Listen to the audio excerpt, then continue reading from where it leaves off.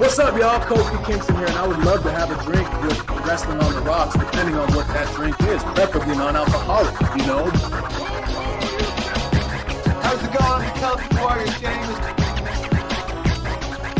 Soda. I would love to have a drink with Wrestling on the Rocks. Maple syrup. Bella. I would never have a drink with Wrestling on the Rocks. Welcome to the dive bar of the IWC. Welcome to Wrestling on the Rocks, episode 1. That's right. This is the show where every show is our first show. We don't get to episode 2 until we get episode 1 done right, and we will not do that. Guys, I'm at Ref Marsh. We're at WOTR, the show. With me today on our easy, like, Sunday evening edition of Thursday Night Chaser is MsAmandaJayne, as always. Hello. Sundays are weird. Sundays are real weird. They haven't even been doing pay-per-views on Sundays all year. I know. Isn't that weird? It's been really weird. And then with us to have a drink here in the dive bar, we got JustinTime211. What's up, Justin? What is up? Cheers to the dive bar of the IWC. Cheers. I'm glad you made it in time. Ha! Always in time. I'm always in time, on time. Out of time? Party time. The whole time. Burr, burr, burr. Up in time. Oh, it's been a really busy week. You could be the fourth member of the Motor City Time Splitters. Oh, yeah. Mm-hmm. Sweet. Yeah, that's one reason to watch Impact right there. Awesome. Because I love the Time Splitters as a tag team. So. I just found out I'm watching Rampage in the corner of my screen, and producer lady was asking me earlier that she said she saw a whole bunch of stuff saying that Sonny didn't deserve what Sonny got.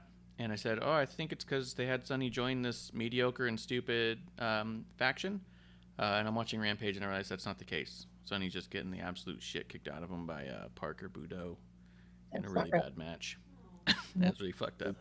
It is really fucked up. I mean... It's fucked up because they just joined Parker on Wednesday. Yeah, and not only that, but Sonny Kiss, you know, everyone was expecting some really great things from Sonny Kiss. Yeah. But No, Wow. Yeah, Tony's what a house. bummer. It's not Swerve's house. So when people say whose house, that answer is not Swerve's house. So obviously it's Tony's house, or get the fuck out. So. It's Tony's sandbox. Mm-hmm. Well, we'll get to all that. We'll talk about it, but I just saw it and I had to address it because I couldn't believe what I was seeing. What a short-lived, like, fucking Christ. Why do it? Why do it? But we'll talk about that. Let's talk about a little bit of the easy stuff on top. What's in your glass? Ladies first. MsAmandaJayne, what's in your glass? What are you drinking there? Well, I think I've uncovered one of the, I don't know, wonders of the world, because I was able to preserve my sponsored, not sponsored, which is in here. You can't really see it. Maybe you can't. Oh, no, can't see it. Sorry. Yeah. But I mixed the cranberry slush with the Cutwater rum tiki Mai Tai. And let me tell you. Ooh. It worked out. Mm-hmm. All right. It's not bad. Not bad at all. Okay. Yeah. So it basically makes up for not being able to find those Sonic, Oh, seltzers? Yeah, this is much better. More alcohol. Yeah, I went so far as when I had those seltzers to actually add food coloring myself because I didn't like that they were all clear. I was like, I remember you did that on episode 1. Yeah. You do it with a blue one, right? A blue one and a red one. Oh, okay. Justin, what are you drinking? What do you got there? We've got Rip-Off Mountain Dew today. It's properly titled Mountain Best, which is pretty good, actually, though. I forget the Not My Father's brand. They had a Mountain Dew version as well, and it had some sort of weird name like that. Like Mountain Morning or something. I remember that. I'm trying to remember the name of the one over here. But there's one that's called Dr. Skipper, which I thought was Dr. Skipper's good. Dr. Skipper. Nice. I'm just having some iced tea with vodka in it. A little something to drink away the week. Wrap it up. It's been crazy. It's been wild. We were trying to do. On Wednesday we did our show. Thursday morning I drove to LA. I was at the Wrestlemania pre-sale ticket party in SoFi Stadium, and I was backstage the whole time. It was crazy. It was insane. I didn't think I was going to be allowed to do that, and they never kicked me out. And I talked to a ton of people and took very little photos because I was nervous to seem too much like a mark. So I got like 5 photos and had an amazing time. But people are using your photos. You know, some dirt sheets were using your photos, right? Really? Did they have some of my photos? Yeah, like 1 or 2 of them. Mm-hmm. That's pretty good. Yeah. I was like, should we cease and desist you? Yeah. Yes. Yeah. The producer lady was on the hunt and found my photos being used by some random people and was like, these motherfuckers. And I was like, I mean, it's not like a drawing. I just happened to be there with my phone. Like I didn't. Yeah, it's not like old days when I used to take my camera around and I had to develop the film and there was an art to it. I'm just pointing my phone at stuff and pushing a button. I don't feel as bad about my photos. You know what I mean? Yeah, but we're media. And other media like us, and I'm using it in quotes, should respect. Game respect game. That's what I'm saying.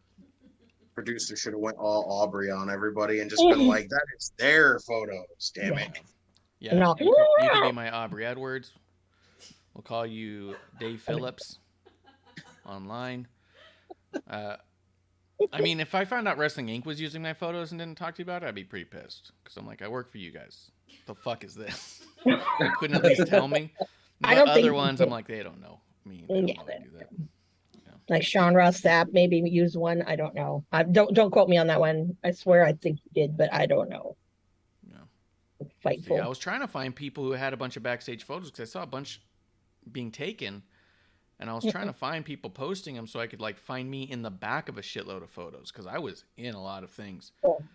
Yeah, and there was one time. So there was one photo. It was Gabriel Iglesias, and I believe it was with Bianca. They were taking a picture together. Did you photobomb it? It was right in front of me. And I realized I might be in the photo. So I stepped to the side to be out of the photo. And then I realized I stepped right into the frame and I could see myself on his thing. And so then I tried to move. And then I thought, he's going to think I'm photobombing him I have to really not be in this photo. And so then I just ducked, and I like ducked behind him. And my brother's like, what are you doing? I'm not moving. And I was like, yeah, but it looked a lot like I was trying to be in the photo. I have to now go out of my way to be out of that photo. But at the same time, I was talking to him so much, he probably would have laughed if he thought I was trying to photobomb him anyways. But you had his shirt on though, so I was wearing his shirt, and that. so it would have been okay. I mean, they're like some random dude back there. Yeah. Yeah, they would have thought I was just part of his crew or something. Yeah, he came up to something. me when he saw me because I was wearing his shirt, and he like grabbed the sleeve and felt it, and he goes, "All right, it's real." And I was You're like, no, I bought it. I Yeah. bought it, in the parking Yeah. lot. I made this. Mhm. Handmade. But it was really cool. It was a really good time, and it was awesome. And then I turned around, and the next morning, Friday morning, because we were trying to figure out when are we going to do this show, right? We wanted to have our Thursday night chaser, and I thought about staying like an extra day and maybe just recording from out there, but I was like, no, fuck it, I got to come back. I got some work on Saturday. So I hightail it back on Friday. I'm making really good time. I'm going to be home by 4:30. It's going to be great. And my car breaks down. And I'm stuck. I'm stuck at exit 1 of Arizona for like 3 hours just trying to figure out what is my next move. Turns out Geico, roadside assistance, is not as all-encompassing as you might think. They will tow you for up to 87 miles. That damn Free. gecko. And then $10 a mile after that. Like, What what the the fuck? So they're all like, it's only going to be like $1,000 to tow you home. And also like, all right, well, thanks, I'm not doing that. They're like, well, what are you going to do? I was like, not that. Like, you're fuck off. I will figure it out. But yeah, I did some things. I found a mechanic. We tried to basically, we threw on a patch and had a nice prayer. We anointed it with oil, prayed over it, laid hands on the car and said, please just get me the fuck home. And it did. It got me home. I had to drive 55 on the highway the whole way. As soon as I got home, a friend of mine was in town from out of town, so I had to go have drinks with them and hang out with them because they were only going to be in town one night. And then the next day, my friend was like, look, I'm staying just a couple more hours. Let's hang out. So the whole next day I was there hanging a little bit. Then I had to work that next day, that same evening. So I didn't get to watch a lot of these shows till today. Oh, crap. Yeah, because you were all like, we were talking about doing it yesterday, but yesterday was like I was on the mountain, I was working, I was doing stuff, and I was like, fuck, I just want to watch these shows and talk about it and move on. But, but here we are. We've made it. We're together. The car turns on, but still not working. I'm going to get it work done this week, but at least we're all here. It's made for that's one of the reasons why we weren't able to go on earlier. I had to watch the shows, but then I had to try and get the car to turn on. It wouldn't even turn on. So I had to work on the car for a little bit, and I'm not a car guy. You could probably tell by my clearly soft hands. I keep them very soft. I keep them small. What? What? The last thing I want is like a lumberjack having at me like a garden, like a lawnmower. You know what I mean? Small, soft hands is the key. Okay. So, I guess you will not be having a career in automotive services. Yes, Anytime. I will not be a grease monkey. Although I Cheers. did tell people that I was the computer grease monkey because of all the work I did in IT. I was like, Mm-hmm. look, I'm just a computer grease monkey. I just get in there, turn screws, and replace circuits. No. Hmm? It's not the same. That's what a grease monkey is for a car. All they're doing is just tugging hoses, squirting liquids. What? Oh God! If any of you people are a grease monkey, can you tell us what you do? Mm-hmm. No. That's exactly how I describe all mechanics. Okay. What? Interesting. What? Don't describe it that Interesting. way. That's not your aviation. You can fix a plane. You can't change a tire. There is a difference. Yeah, you can change a tire on a plane. So, She can change a tire on a plane. She cannot change a tire on a car. I have it. I just have it.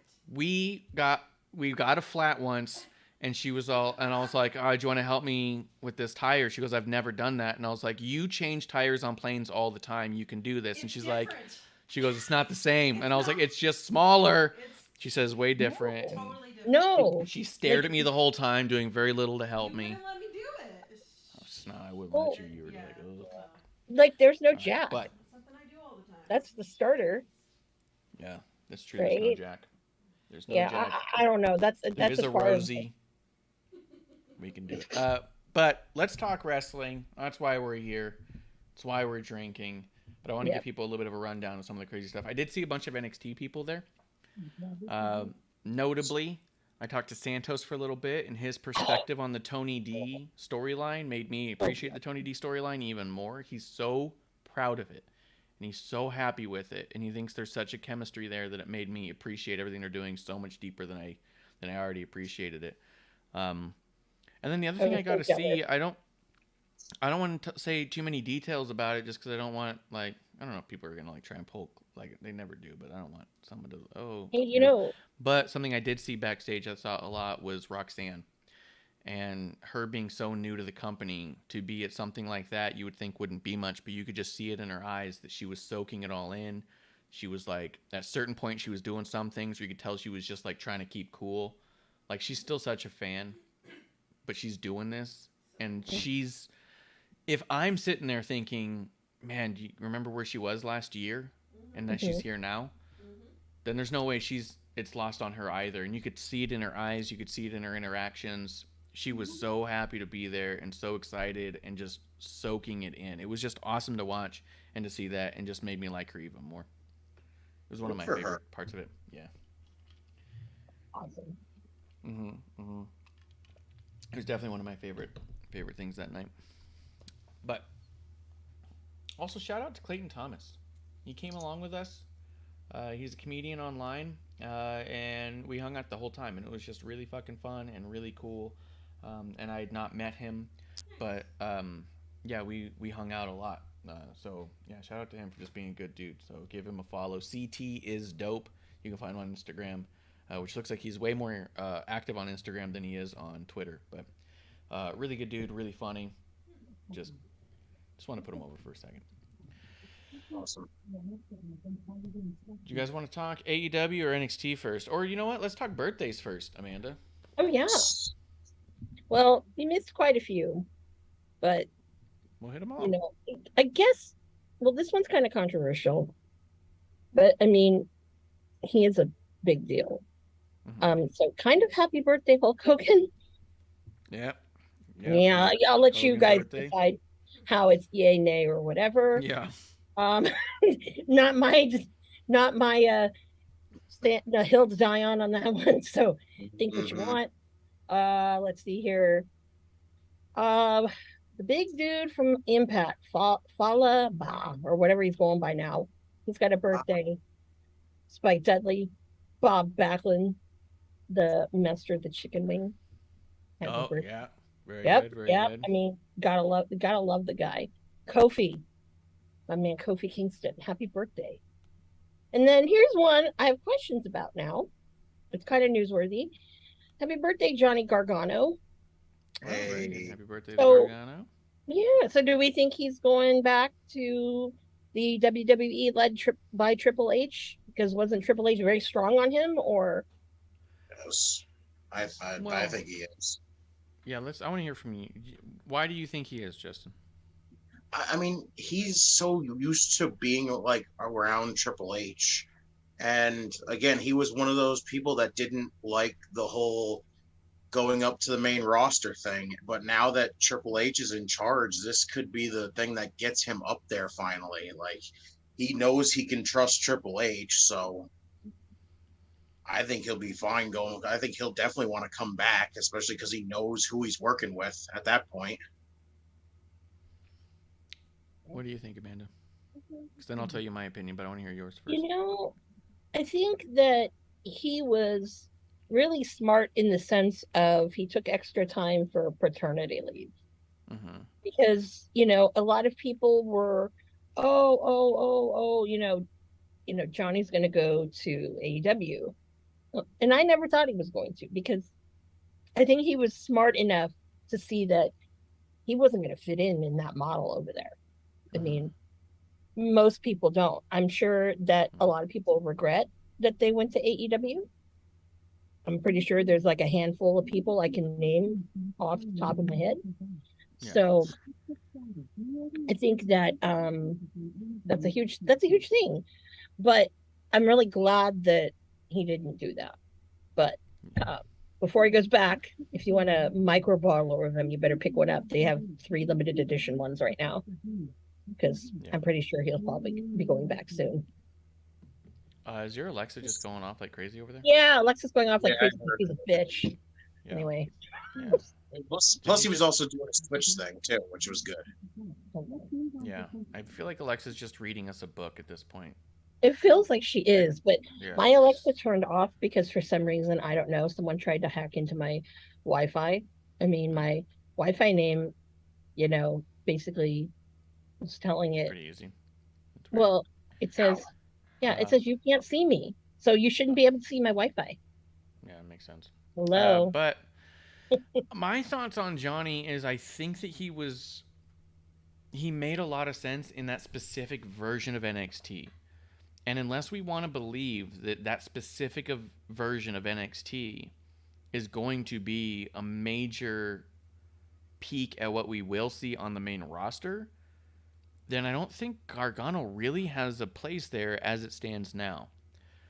I think that Gargano was utilized to the best of his abilities on the platform that he could be utilized the best at. I don't know that there was a clamoring for him to be on the main roster in general. Like, I don't see how he fits in there. He really is truly undersized, and he doesn't perform as clean as most of the other talent there. Like, his stuff was super choreographed and not easy to believe most of the time, and I just don't know if that's the case of across the board.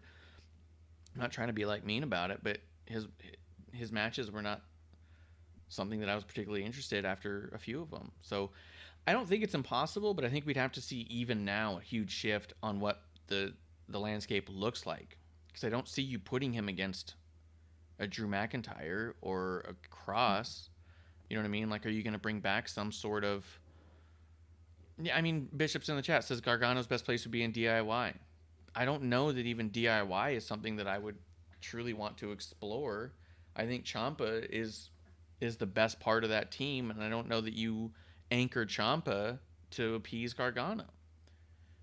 Ciampa could be believably in a match against a Gunther.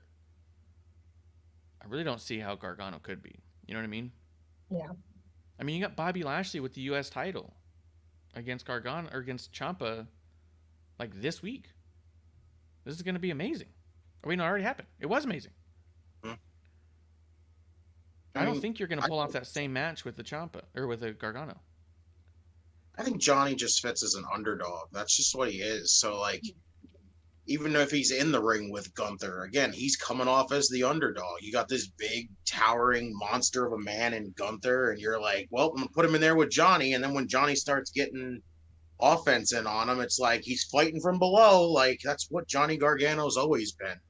The likable underdog guy. Yeah. I think it would take a lot of work because he also has a hard time selling. Oh, that's for damn sure. Even I can admit that one. Yeah. So especially as a big Johnny Gargano fan, like, I can tell he does not sell a lot, and that really is one thing that annoys the shit out of me. Man, I just keep going back. I forget which match it was. It was like one of those fatal 4-ways or whatever for the NXT title, and someone did a big move on him, and there was going to be like another move on him somewhere else. And so he gets this big move done on him, and he immediately goes onto all fours and crawls really fast to a different corner, and then just like rolled back over onto his back, and then got up and jumped out of the ring for something else. And I was all like, what the fuck is happening? You know what I mean? Like, just, you're trying to do too much. But at the same time, maybe on the main roster they could slow it all down, and maybe it could be something. I'm not saying there's no place for him. I'm saying I think that it's going to take more than just him showing up to fit well. And Takes does say he doesn't think it's the best place for Ciampa, but it's the best place for Gargano. I can see that. Maybe in the right tag team. And Jeremy and Ty coming through saying cheers, so hello to him as well. Cheers to him. All right, sorry, you can keep going. I think you had more. Yeah, whatever Big Cass goes under, well, he's having a damn birthday, so happy birthday. Cedric Alexander. The lovely Soraya Knight. Happy birthday. Now, where's she going to go? I was thinking about Where's that she too. You're saying Saray, right? Soraya. Oh, Nice. oh, yeah, former Page. Yeah. Where's she gonna go? She said something along the lines of her not having an interest in AEW. Yeah, I don't think she'll go there. Mm-mm.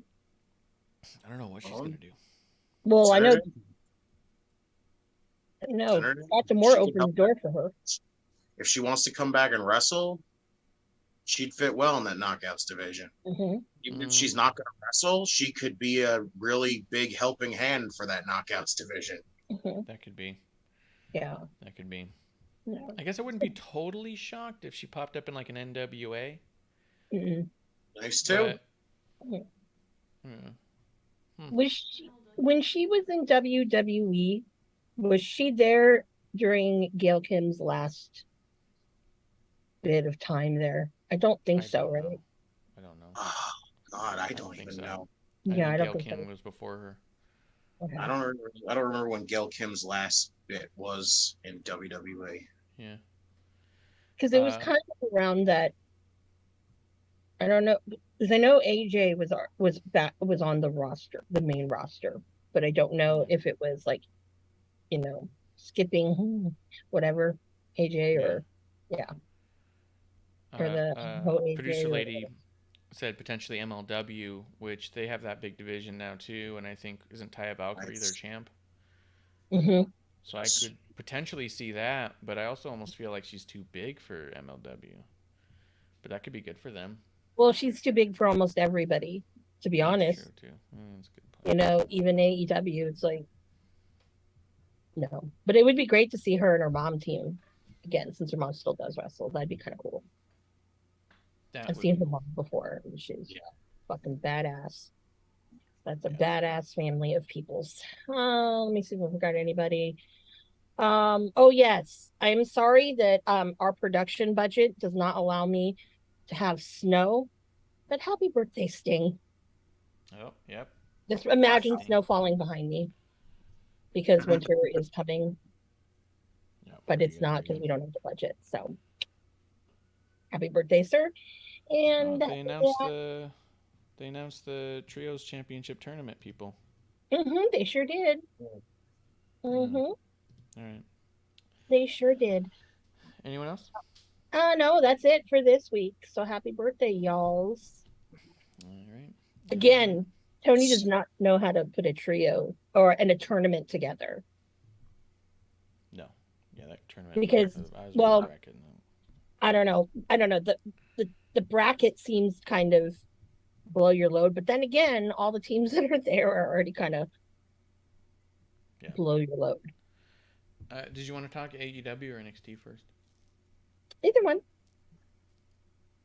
We could probably do AEW because we're already talking about that bracket. Yeah, we can do that. Cool. Let me pull up the. There was another Dynamite too. I think we didn't get to talk about, right? Because there was not Dynamite, but another Rampage. There was last Rampage and this Rampage. Were either Rampages much of anything? No. Dynamite results. It sucks. Rampage is such a throwaway show. Like, it's no purpose whatsoever. Not anymore. No. Yeah, absolutely. No. It was weird to hear JR doing commentary on it, though. That is really weird. That sounds really weird. It was weird. Yeah. I don't know. But at least we didn't have Jericho screaming, so that was a plus. Oh, thank God. Yeah, that's always the worst part of Rampage. Everyone's ears has been saved from murderous Jericho commentary. Yeah. Yeah. I watched the first hour of Dynamite with the sound off. Okay. So I was pleased to miss the Jericho promo, the Miro promo, and the Young Bucks promo. I saw they were doing them, and at no point did I think to myself at all that I should turn up the volume. The Miro one was pretty good, I thought. Yeah. How's his rivalry with God coming along? This is where it was interesting, actually. Okay. He thinks that God is telling him that, something about House of Black. That's his, That's God's will, apparently. I am amped for those two to face off. I don't know why. I am so excited to watch those two face off. It's Mhm. nuts. Yeah. He's Now, still Malachi? teasing freaking CJ. He's still teasing CJ. he is, and especially with how he was talking about Julia Hart as well. Yeah. That'll be now I'm looking forward to seeing that CJ's that would be her first potential matches against Julia. And that would be amazing to see. Because it's like we've been building up to, his woman, Yeah. and like, okay, when are we getting it? Because I've had for a while, I was thinking we're not going to get that, right? Yeah. But after this promo again, yeah, I'm like, oh yeah, she's coming. I feel like there's this though. I feel like that there is a certain amount of freedom that Tony gives everyone on the mic, and I think you can tell that's why you see a lot of sinking and not swimming. And I wonder if Miro isn't consistently angling to get his wife a job, and Tony doesn't want her. Because if he wanted to sign her, she'd already be signed. But and I wonder if he just keeps saying stuff, so at some point, it's going to be all like, look, this has to pay off, dude. You got to bring her in at some point. You know what I mean? Like, I wonder if it's him just forcing his hand. I don't know. I I think if we were going to get her already, I think if Tony wanted her, we would already have her. I think that at this point, Miro's trying to get her in there without Tony wanting her. Maybe Tony tried to gap it, though, because most of the time he's bringing in so many people that it's just like, maybe I should kind of cool it down a little bit and not immediately bring her in like that. Yeah. Mm-hmm. Or, well, get this. Okay, so use this as an example. So Tony really didn't sign all these ROH people, but yet Josh Woods has had a contract for over a month, but now they've decided to announce him as, Josh Woods, the goods is all elite. I don't have a problem with that because I really like Josh Woods, but I'm like, okay, all right. Because I'm pretty sure there are probably some other ones of Ring of Honor he did sign to that are just kind of undercover, under the radar. Maybe, because with women, I mean, a lot of people like to talk shit about what he's put together, and he doesn't have the greatest, track record with a lot of the women he's brought in. So, and it's going to be interesting that if he does something more with like CJ, more so than, okay, when you brought in Ruby Soho or, he's all these also other never shown any restraint whatsoever. So I feel like all this speculation on him biding his time and doing a special thing for her versus someone else, and he's just gonna time it out right. He's never shown that with anyone ever. He's got the ability to sign people, and he signs them immediately. Yeah, or he could hide it. But the other thought too is that, well, I don't think Miro's probably, gone out and, I don't know. I don't see Miro as someone who is like the majority of the people on that roster who are ass kissers and pretty much get what they want. You just have to fucking brown nose, get the nose dirty. My other thing I think was he's using his freedom. I wonder if it was a test, though. Like this whole thing, like him teasing CJ showing up. If it's just a test to see how the crowd's gonna react to her. I'll be honest. I think you guys are being so fucking nice about what appears to me to be someone going off the rails. You guys are like speculating that there's such a delicate balance, that there's this thought process that runs so deep. And I'm just saying that I've never seen anything from anyone involved that would even insinuate that they're capable of such a thing. Because they want that. And I think that there's a real big part of that with the fandom. What was that quote you were saying earlier today? It was from Santa Claus. Yeah, seeing isn't believing, believing is seeing. It's the idea that you don't see something and then buy into it.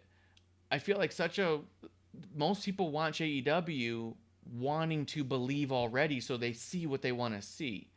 And I feel like, without trying to talk smack on you guys, I love you guys. I feel like you guys are giving Tony so much credit that he's going to be meticulous about bringing in a fucking valet. CJ has never had a good match. She's not a bad wrestler. She's not great. She's not got a single match that you're going to go back and rewatch. You can't remember the last few matches that she even had. She got better with matches with Natty, with Natty's help in the ring with Natty, not with people not Natty. I don't know what that means that she's going to be on the other side. Outside of that, it took her years to get there. She was a valet before. Miro's not teasing that his wife is a badass ass kicker. He's teasing that he's got a hot wife. He's not even teasing that she's going to come in and take the women's title. I'm going to set the stage by taking my title, and then I'll set the stage for my wife to come in, and we'll all have gold. It's not even trying to do it. She's a valet.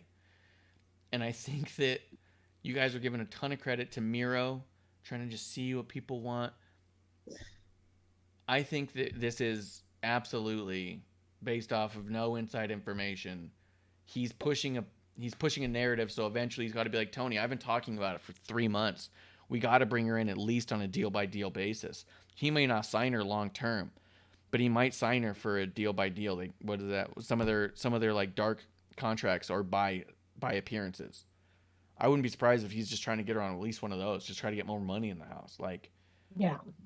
But I don't see Tony as being in any way ever showing any form of restraint and letting it time out and play out just right. When it comes to bringing in talent, he will bring them in at a stupid battle royal the day after he got them. He's always saying he just makes the calls and brings them in. Even Christian said that his entire thing with Tony, Christian was back, and with under a week of showing up in the Rumble, Tony had called him and offered him a crazy amount of money and said, we want to start you this week. Like, he said it was so fast that WWE didn't have time to negotiate with him.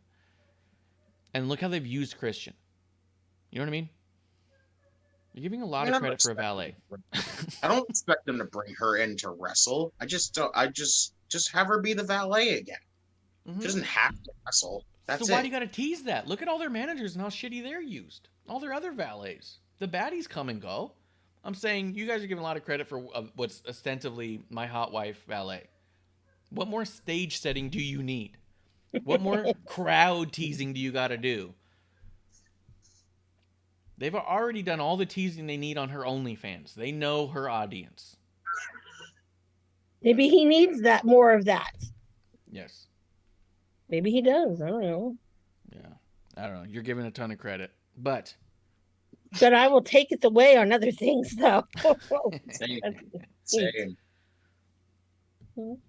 Let me see. Tony Bishop's in the chat. He says Tony Khan told the Masked Man show that Claudio was signed for a month and was only announced before the pay-per-view because Bryan Daniel got hurt, which is true because he signed him to be on Ring of Honor. They didn't sign him for AEW. Bryan Daniel got hurt and they were in a bind. But that was also Claudio had a ton of time. He was nowhere near being in a conversation. Bishop says Lana table count. I counted first. And Jeremy Time says, now, Marsh, you know Tony is all about long-term storytelling. Yep, the power of friendship. Every story he tells is the power of friendship. Look how long it took to get fucking Ricky Starks, like, finally a big damn push. Let's go there. We'll see. We'll see if this is a big damn push. I feel like that it's all teetering on crushing him in the end. I don't think Ricky's coming out on top on this. No, probably not either. But it did take this long to even get him in a notable story. Yeah. And I think a lot of it's to put over Hobbs, which I don't hate, but I don't love for Ricky. Well, but I thought it was pretty cool. I thought a lot of the stuff that was involving them was good this week. Yeah.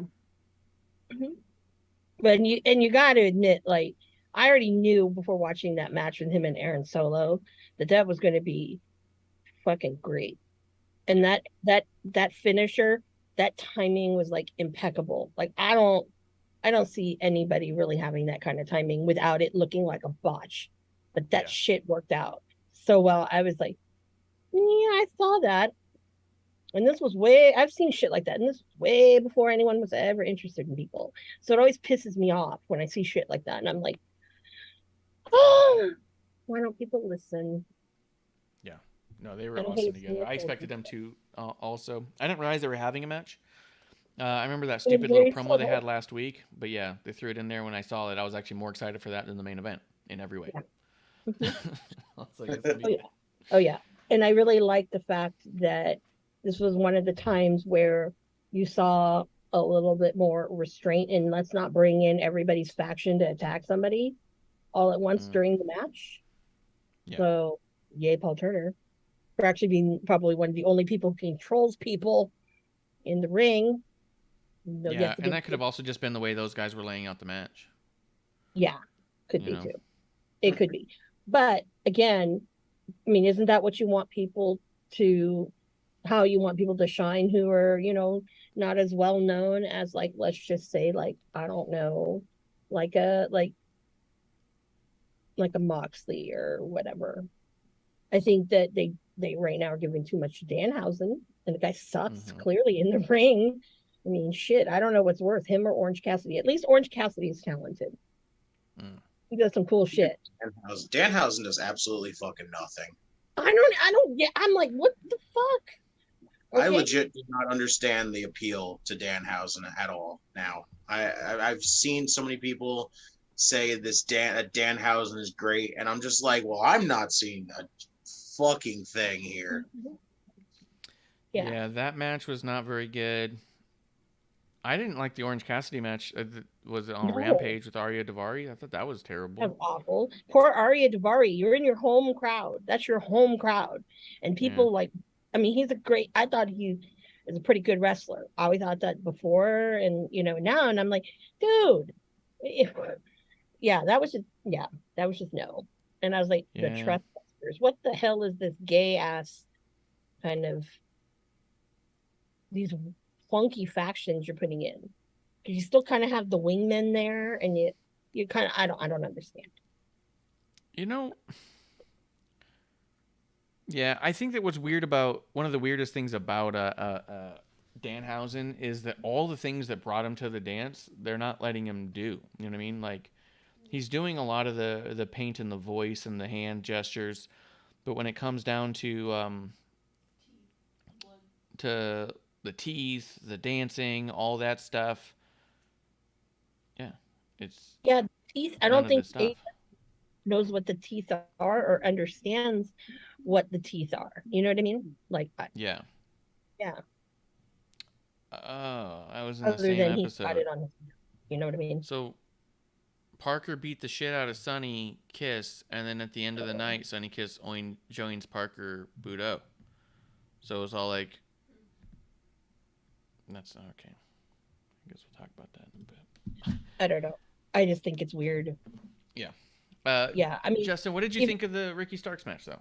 We didn't get your take on it. Honestly, as much as I don't give a damn about the factory, I thought it was a solid match because I love me some Ricky Starks. More of Ricky on television. Like, I don't know what this is gonna, like you keep saying, I don't know how good this is gonna come out at the end for Ricky, but yeah, I'm taking whatever time we get him on television, and I'm gonna love every second of it because more Ricky on TV.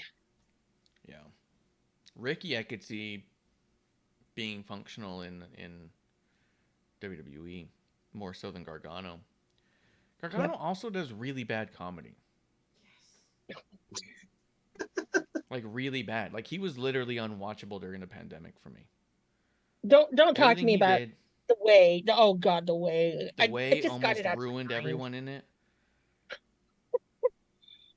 You know, I'm literally not excited about the fact that they did a whole secret angle about the entrance of Dexter Loomis into the Raw division because of the way and the way alone. They did such horrible shit with that character for so long that when I saw him, I was like, oh no. What are we getting? Do they think he's funny?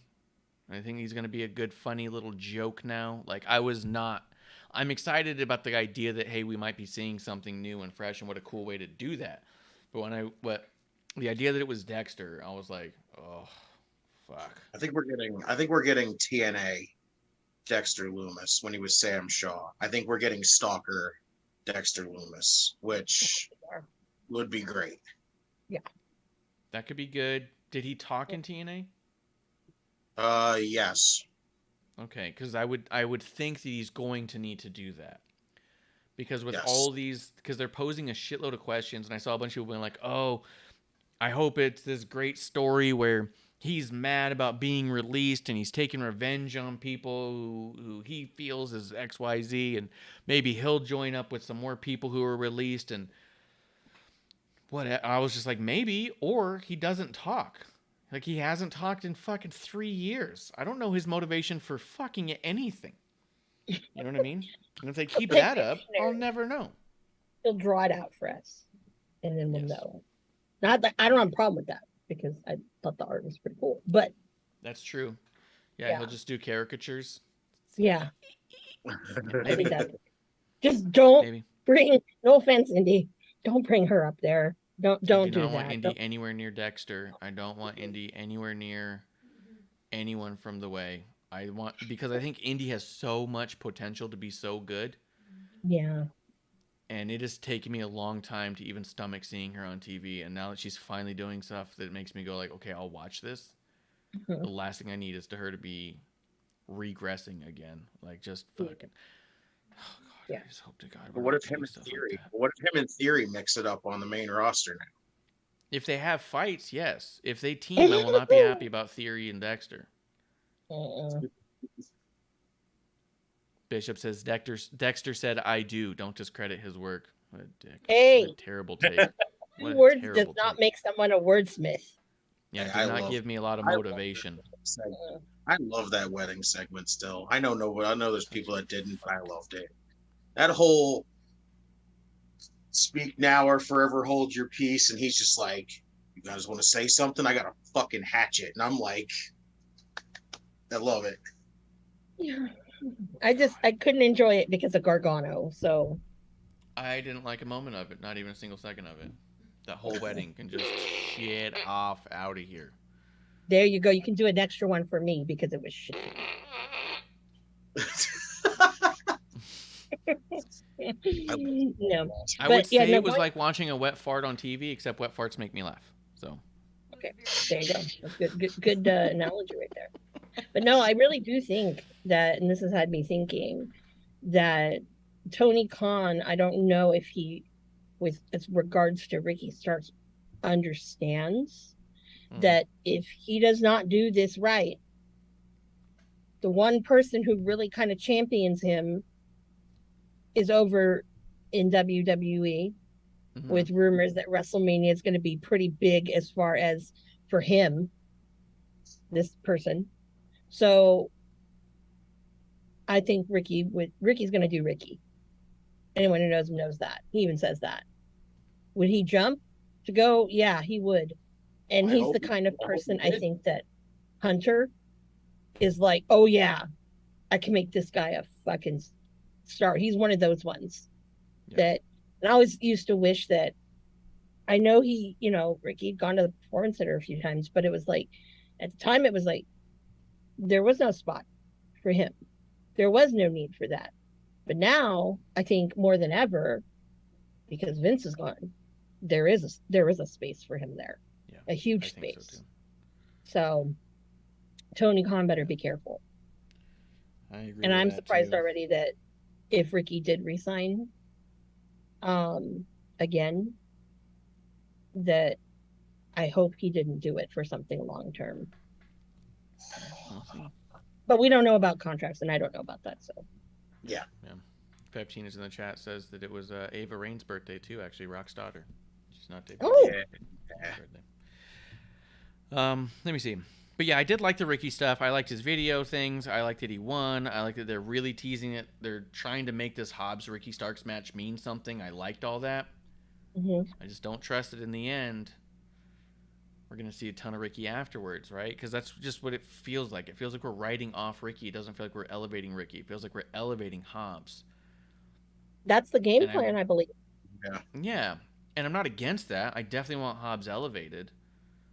But I don't want Ricky lost afterwards. But at the same time, this whole program is so disconnected that you could have Ricky just shit his pants and get his ass beat, and then the next week he wins a battle royal, and now he's the main You event. don't You know what I want mean? him to shit his pants. Oh my god, dude.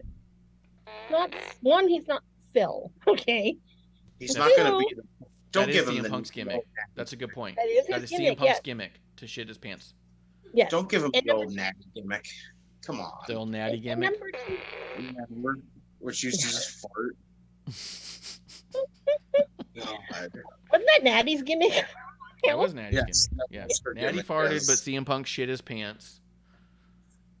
So did All Finn right, Balor. Finn We're gonna talk about that. One of Ricky's best assets. You don't want to fucking have Taint, things coming out. taint the No. waters. No. Mm-mm. No. You don't want to poison the waters on the old, No, you sure the old don't. ass gimmick. Yeah, no. Chocolate peaches. All right, No, that's thank fair. you. Bishop says today is Bishop Jr.'s birthday, so happy birthday to the terrible Happy wrestling take birthday. Junior. To Junior. Here, Would I'll that make take him a another. pawn? Would that be the pawn? Yeah, actually, wouldn't it? I Yeah. think Yeah, that would Bishop be is a a pawn, pawn. I think. Yeah. Yeah. Mhm. Yeah. I hope he has a better birthday than your takes, Bishop. Oh. Oh my God. What does? Okay. I'm curious. What do you do for a child's birthday in Delaware? It's not a joke. I'm just asking because I don't know. Bounce House, Chuck E. Cheese, maybe. Chicken runs. A chicken run. They probably wrestle I don't know what pigs. a chicken- You know Ew, what I mean? no. Like, no, those are the pig runs where you like muddy up the pig and then you got to catch it. Oh, You think Bishop is like the Briscoes? Like, yeah. That's what I was Oh, wondering. dude. He Remember probably the is like the conversation? Briscoes. Yeah. oh my God. We talked about it on episode 1. Yeah. So does Delaware smell like chickens? Yes. Delaware has to smell like chickens. Has That's to. one of my friends said. She swears to God it does. Yeah, I believe that. Ow. That's what I was asking. So what do you get your kid? Like a chicken? Do you get them? Do you think it's like they just like hide eggs everywhere? Maybe. Yeah, I could see that. I don't know. Bishop does say that a pawn would be the baby Bishop, but he thinks it's fucked up. Amen. Or do you have a chicken-shaped pinata and you hit it, and then there's like inside instead of candy, there's like Eggs. McNuggets. Yeah, And- Cadbury eggs. Oh, wouldn't that be great if chicken nuggets fell out? Oh my That God. would be great. That would be Full on awesome. fucking Chicken nuggets, nugget. dude. Chicken nuggets. And little sauce packets, so people are scrambling to get the right sauce packet, getting the nuggets off the ground and shit. That would be sick. And because these would probably, last the Cadbury mini eggs, that are covered with that harder chocolate. Yeah, that'd be Yeah. fucking great. Oh, That Wow. would be really good. You could do that. Just get the little saran wrap and individually wrap each chicken nugget in there. Mhm. Oh, that'd be sick, dude. That'd be sick. And a box could come out too. That'd be cool. What do you mean a box? All about Like a that. full box of 10 piece? Yeah. That'd be But I was thinking more than crazy. 20. Well, you're just gonna hit someone in the Or- head. Someone's gonna get knocked out if a 10 piece falls. So, I was well, about to say, the someone's kids gonna would get be knocked fighting. out gathering chicken nuggets because people are gonna go buck wild. Come on. Yeah, that's why you got to do it one at a time. If you just have 10 packs falling down, people are gonna grab one or No, two and be but- done. No, there's a random 10-pack. No, you can't. That's do like that. the big No. prize. It And makes it it's too supposed to easy. be Bishop really It wants- makes do you it think too Bishop easy. really wants an all-out brawl at his house? Yeah. Like, come on. Yeah, Bishop's gonna have a bunch of kids running around like the Briscoe brothers, beating the shit out of each other for a third or fourth chicken nugget. One dude's gonna have like a 25 piece because he's gonna scoop them all up, and some kid's gonna have Mhm. one or two. That's why you can't be having these 10 packs fall down. It just makes it easy. Okay. Well, then, Delaware you know what? Station Get gift Scrap cards Roll. then. Get gift cards that are worth like $5 at KFC, $5 for No, Popeyes. just do the nuggets. What do you do? Why are you? I could see biscuits. You could do the KFC biscuits in there as long no. with chicken nuggets falling out. No. Yes. The biscuits get mushy. Yeah, of course they do. No, that's horrible. No. I It's just part like of the the game, chicken man. It's part of the game of the birthday. sauce packets and chicken nuggets in a God. chicken shaped. Bishop Yeah. brings up a good point. Join the chat and derail the show. That is true. Cheers to that. Mhm. Cheers to that. You might get 10 minutes on chicken nuggets if you say the right thing. Yeah. Yeah, Let's if see. you're Let's from go through the show a Delaware, little bit more. just no. Yeah. Just no. Yeah. I mean, even Wayne's World said it best. Hey, Yeah. we're in Delaware. That's it. That's the quote. Yep. The show did open up, though, interestingly enough, Brody King versus Darby Allin in a coffin match. I don't know why we got to a coffin match. I couldn't figure out why it had to be a coffin match other than it's cute because Darby does a coffin drop, not because of anything that makes sense. I didn't love the thumbtacks on the skateboard and slowly and easily and very carefully pretending to move it slightly while Brody was cutting his head with a blade behind it. It looked way soft and did not fit, and it was way obvious as a way to try and get blood. I hated the fact that the match started like that. If it didn't start like that, I would have been like, this is a pretty close to perfect match for these two dudes. It was a really good match otherwise. I loved it. I thought the finish was fantastic. Mm-hmm. Brody sold that chain choke so fucking well, fighting it, and then all of a sudden, like, twitching and then stopping, and then Darby letting go of the chain, and he just fell forward and rolled into the coffin so naturally. In a way where it didn't look like he jumped up and dove in. He made it look like a limp body fell into it, and it fell closed. And I was like, oh my God. You could not just do that with anybody. Like, that was so perfect. No. And Darby doing it with the chain up on top so he could get the leverage to even do it. So good. It was so fucking good. I just wish they didn't start making it look soft and weird and fake because the rest of it looks so fucking good to me. Yeah. But that was my takeaway on it. I don't understand why Brody needed to have face paint, but he did, and it looked cool, so didn't hate it. I was just like, all right, here we go. I guess he's just trying to face paint because Darby does. He goes, I can do it too. You're like, all right, why don't you wear tights also? Like, what the fuck? Amanda, hasn't he been like face painting himself like though beforehand though? I thought PWG did. I don't know if I've seen him do it on AEW. Has he? Yeah, he's I been think he doing. only did that with. He's only done that with House of Black at PWG. Yeah. Well, the Kings of the Black Throne. Sorry. Yeah. Yeah. And I would say this. I don't think they needed as much shenanigans with other people. I don't think I brought a lot to the match, but it was fun. You know what I mean? Like, I didn't hate it. But if I were to try and say, hey, perfect match versus not perfect match, I would say drop the corny shit in the beginning, drop about half of the interference, maybe all of the interference, and you would have been fucking solid. I get it, too, though. Like, you got to use Sting somewhere. It was kind of cool. The way he did his face paint was pretty cool. But, yeah, like, you know, a little much on the outside stuff, but it was fine otherwise. Justin, what did you think of it? And then we'll get to Amanda, because Amanda's got strong feelings towards Brody King. She can't stand that dude. She's always talking shit on him for no reason. That's not true at all. That's not even slightly true. So, Justin, I want to hear about what you thought of it first, and then we'll go to Amanda so she can have her 20 minutes on Brody being the best. See, I really enjoyed the whole damn thing. Even with the skateboard stuff, like, just even if Brody bladed and how deep he did and just all the blood he was losing, it was a crazy ass sight to watch. Like, just the way he's bending over and it's just pouring out of his head, and I'm like, oh, Yeah. he cut way too deep. But it was just even with all the interference, the whole thing, I love the whole thing. The ending was I laugh out of that, just how he fell in the coffin and then the lid just falls right down on it, and I was just like, I love this. The whole damn thing, like, literally. Do you think it should have opened the show?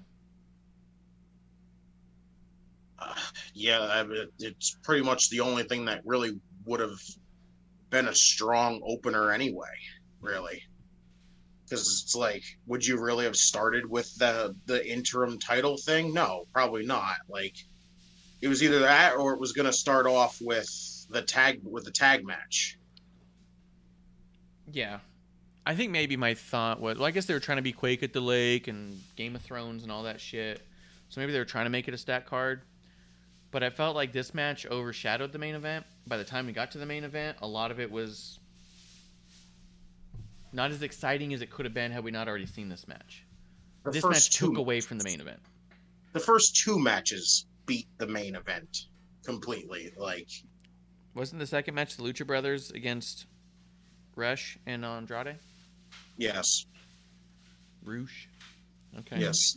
The first two matches of the show were such a strong start to the show that literally everything else following it was like, how the hell are we going to top that? It's a good point. I'd even say Ricky and Aaron I thought was a stronger match. So it really almost like started hot and petered out as I look at it. Because then we had Jade and Madison, Jericho and Moxie was like okay, but also we'd already seen all the... I think maybe the main event in this match should have been on different shows. You know what I mean? Like maybe do the coffin match this week instead of having it last week and do the Quake of the Lake interim match. You know what I mean? Okay. Yeah. I mean, it is what it is. Whatever. I mean, is it the worst thing if you're Darby and Brody and you overshadowed the main event? Probably not. But if I'm making a show, I saw that one match and was all like, "Whew, I maybe should turn it off."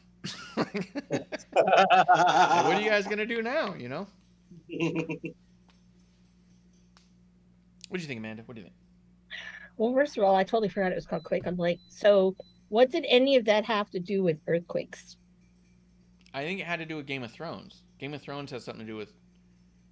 Wait, where was it? Where the fuck their is it called Quake? their whole Game of Thrones thing is next. Yeah, that's next week. What? The Game of Thrones is next week? I thought Quake on the Lake was...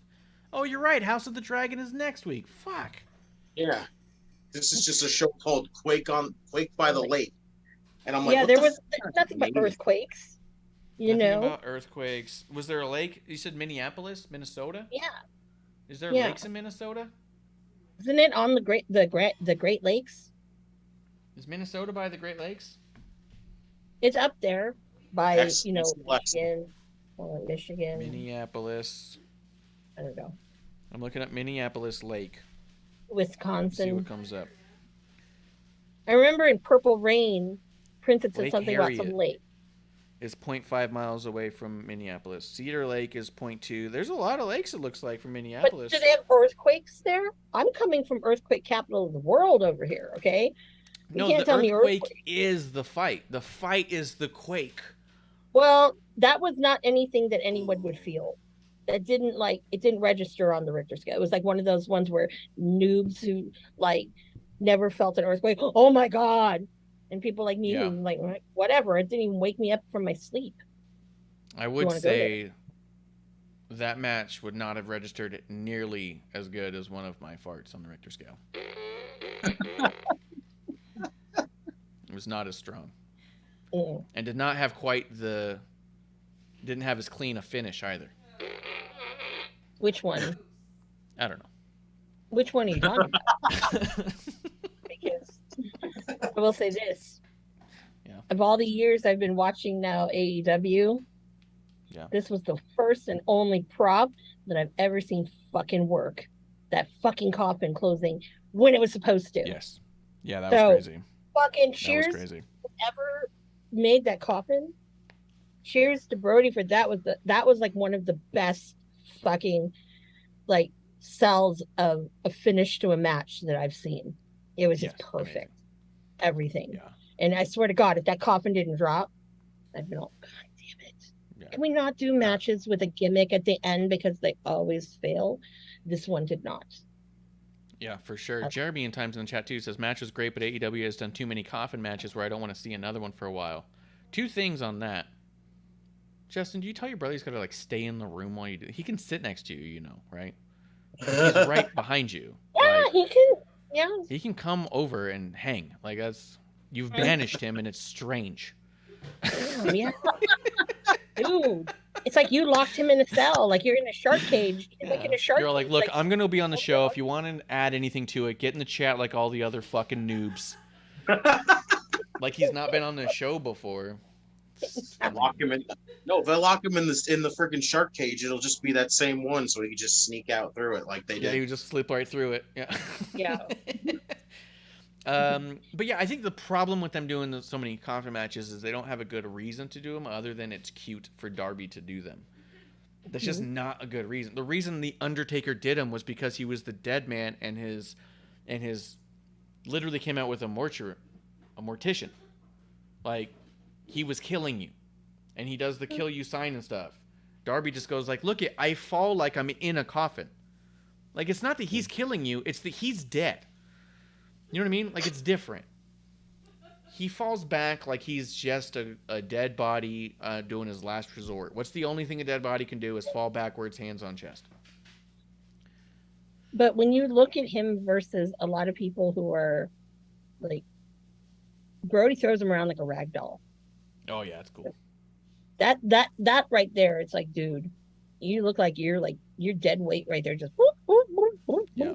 you know? Yeah. So, I mean, I don't know.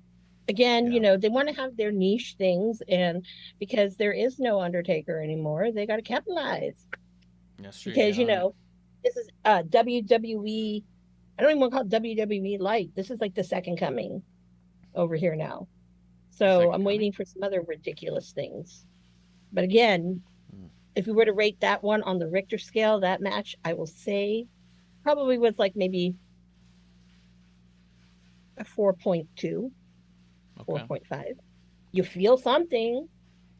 Even people who've been in it were like, oh, that's kind of serious there. Yeah.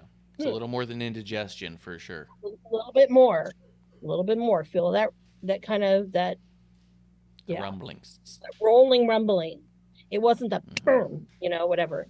I think that was the Lucha Brothers and Andrade and You guys tell me about that one, because I'm going to be honest. I had a hard time getting into the match. I'm kind of over Penta. Them doing all the stuff with the mask. Every time we see Penta now, someone rips his mask off. And I'm just thinking they got to start releasing toys where his mask isn't even part of the head sculpt. It's just a loose thing you can pull off. Like, it's just, they've overdone it with him. You can't do that. You might as well. They pulled his mask off again, and it was just all over the place. So it's like, I don't know. Also, it was Andrade and Rouge, and I know that they're popular and people like them. I wasn't bought in enough to pay close attention, and as I was watching, I had it on my computer screen while I was doing stuff, so it wasn't like I needed to do much more than move my eyes slightly. So I kind of like saw it, didn't listen to it, and I wasn't all that intrigued by most of it. So I want you guys to talk about it, because I have a feeling you guys both loved it a lot more, and that's what I'd rather hear about. So Jeremy does say real quick, even if it was a different shark cage, I'd still have to wait for Tay to figure out how to work the lock and key. He's all like, I'm not fitting between them bars, dude. I'm not getting between them. He's all like, it's cool, Tay. Take your time. They got it mostly anyways. I'll just, whenever you get it. He's like, I'm not running to there anyways, so you might as well take your time. I'm walking. So go ahead, Amanda. You tell me what you thought about the Tornado Tag Team match, Lucha Brothers versus La Facion Ingobernable, Rush and Andrade, El Idolo. Well, I think there's an allure with them because everyone obviously loves LIJ. Most people who I think are the average watcher of New Japan, I think in States, LIJ is probably, Bullet Club is Bullet Club, but for the people who are kind of anti-Bullet Club, it's all about LIJ. So I think it's great that they're trying to bring that back, Forbidden Door stuff, which is kind of exciting because, I don't know, I just think that those four are some of the best examples of modern lucha libre right now. I mean, you can't go wrong with that. It does kind of suck that Penta's been getting his mask taken off a lot. I mean, But the guy, because I saw what he looks like before without the mask, he's a good-looking man. So, but I'm not saying, oh, let's do that because of that. It's just kind of like, wow. And that was kind of brutal, the tying of the knots, and it was a double knot. And I just was like, Jesus Christ. I mean, I get it.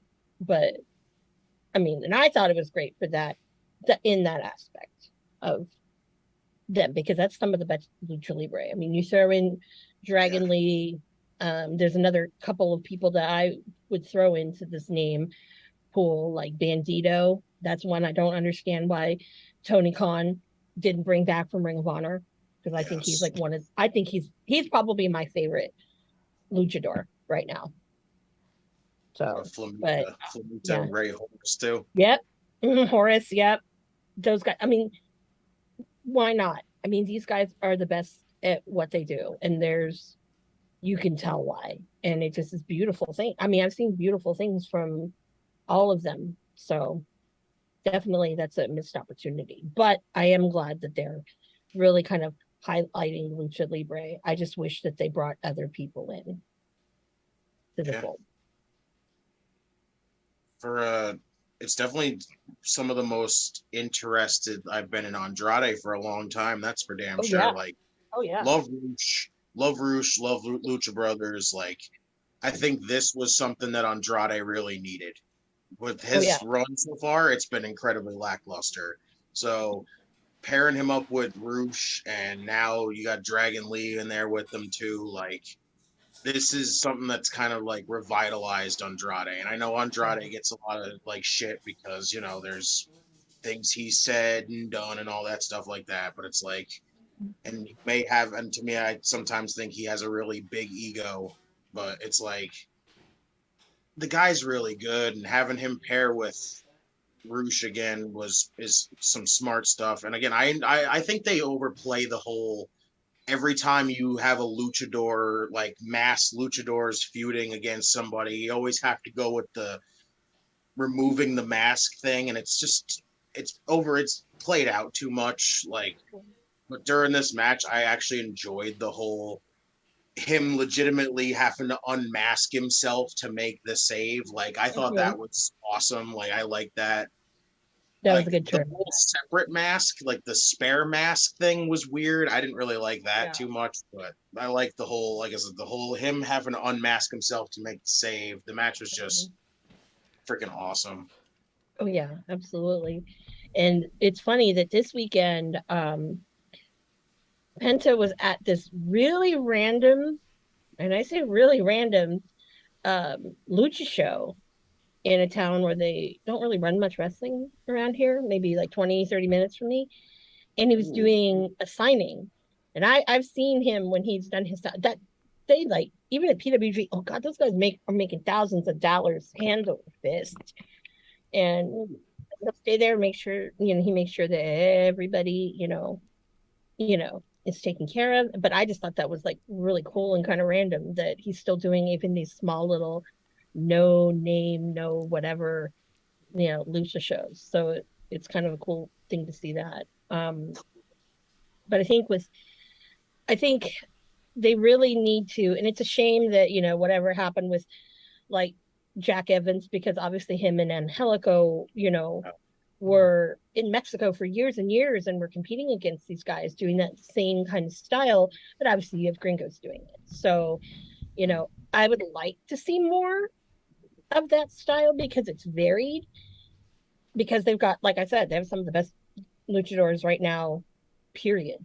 And I think that if, they can be kind of, known for, okay, we've got this in here, this is, where we're relying on that flippy shit, that would be great, and maybe highlight some other kind of styles, because deathmatch, I'm sorry, I'm just sick of the blood. With Mox, it's like, yay, you're bleeding. Who cares? One day, you're going to be anemic one day. And I can tell you, having blood transfusions is not fun. So, yeah, I mean, yeah, it's just too much. They definitely overdo it with the blood in general. I know that producer lady, if she comes in and there's just too much bleeding, will walk out. it doesn't interest her in the same way. And I get it, and, for some people, but it's also like sometimes it's just too much too often. We're like, I think I told you guys a week or two ago on episode 1 that Kev was trying to watch some AEW with his kids. And when they heard it was a death match, one of the youngest got really like sad and was like, someone has to die to win. And he didn't like that. He thought it was terrible. And then he like left the room. And then his other kid was like, they're bleeding so much, I don't think it's okay. And so he had to turn it off. He was like, all right, I can't watch this with my kids. Like, then I get it. Maybe that's the idea. Maybe that's the point. That's what people want. Like, some people are like, hey, this isn't for kids. Okay, cool. But it also doesn't have to completely exclude them. Like, there is a middle ground.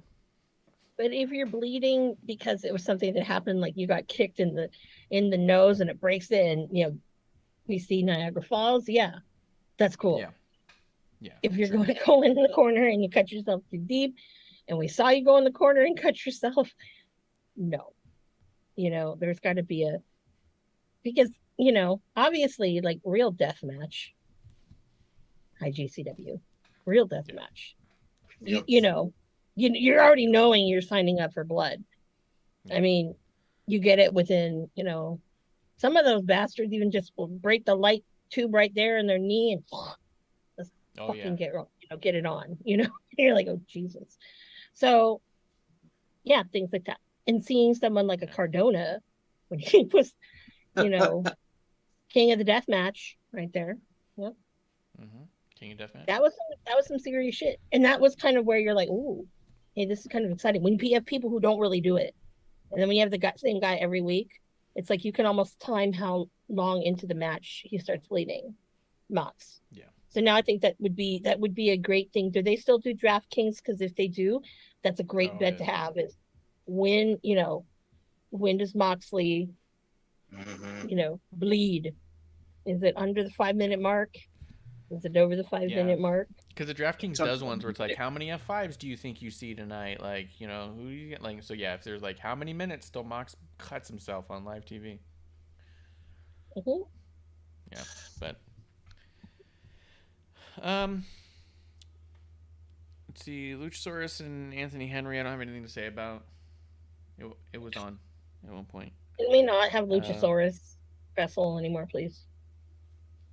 And I think they've ruined his character after the stuff with Christian and I mean, you tell me if you see him totally different, Justin. But to me, having him turn on Jungle Boy was so compelling, and then him teaming with Christian felt like a step in a different direction, and then him turning back immediately and going back with Jungle Boy, but then trying to pretend he's still just as tough on his own and stuff. Like, I'm not into it at all. You guys ruined that. And I like Jungle Boy and I like Luchasaurus, but my God, I don't know what this is. I think they fucked it already, and it really sucks because like I think it was really interesting having him with Christian, but it's like they just put him right back with Jungle Boy as soon as he comes back. It's just we're back with Jurassic Express, and it's like, oh, okay, why? But it's like I keep getting this weird feeling that he's gonna turn again on Jungle Boy, and I'm like, well, why though? That would just make zero sense. Well, that's what I'm saying. I'm not buying it because now you have evil Luchasaurus with good guy Jungle Boy because of the power of friendship, and I'm just so over this power of friendship storytelling that they go through. Like, well, you see what happens. It's not for children. Yeah, you tell me it's not for children, but then the story behind it, every single character is, well, by the power of friendship, they shall unite. And you're like, fuck off. Like, can't someone want to do it for money? Like, come on. Like, it's supposed to be a competitive thing. Someone can't just do it for glory, honor, money, like legacy. It's all for friendship. Do it for your fucking father, dude. Do it for your dad, Jungle Boy. Do it your goddamn dad. Exactly. Because he was such a because of friends. Jeremy in Time says it best: power of friendship overcomes all evil. No. There's evil. No. NDAs overcome the power of evil. As far as I can tell. Well, we can bring that up a little bit more. We'll talk about that another time. Speaking of evil. Go ahead. What do you got? I don't know what you got. And speaking of evil, because Evil Uno is we didn't talk about that Young Bucks segment. I didn't Because they hear don't any have- of it, and I was just really Oh. happy. So you guys can talk about it, and I'll find out more about it as you say it. Okay, well, pretty much the gist of it was they finally got to apologize to Hangman, and it brought back Fuck. some great, classic, the actual Elite, and how they were saying that was some of the best times in their lives. I will say this, as some of the that time period with those guys, that collective of guys, I think was the best of BTE. I continuously find myself going back and watching old episodes because they were fucking hilarious and they were great. And, you can kind of see in the works of a lot of what was supposed to happen, come into fruition. But it was interesting to me that Hangman said, I kind of, he's got to be there, for the Dark Order, because they were behind his corner and the whole thing, during his stuff, and the Bucks weren't there. So I was a little shocked about that. And then I'm like, fucking A, we're just gonna go back with fucking Kenny. And I'm like, wait a minute, no. That's the mistake right there. It's like, if Kenny's gonna come back, don't put Kenny in this bullshit like here. No. I think Kenny needs to really redeem himself, because he is not the Kenny Omega that I thought we were going to get in this company. He's not even a fourth of it, in my opinion. So I'm hoping that it's someone else that was around that time period. I know everyone's like, oh, and Marty's not going to get there. I'm not talking Marty, actually. I think we might see Flip Gordon, maybe. Because he was the one to that be they honest. always, I mean, I could see it, and that would be great. See Marty too. I'm not saying Marty. I don't want to take you down that rabbit hole, because I know how you can be, but I do think that might actually be a good way, if you're going to do it, to protect him. If you brought him in as a singles, he would be so out there. But if you actually brought him in a trios with the Young Bucks in a tournament and get them to the championship, that could put a lot of buffer around him. That could protect him from a lot of the bullshit. True. Very, very true. I didn't really tend to think of that. I'm just kind of more of the, in general, that names hopes up. Yeah. And I will tell you this, if he does, I'm going to be fucking through the moon.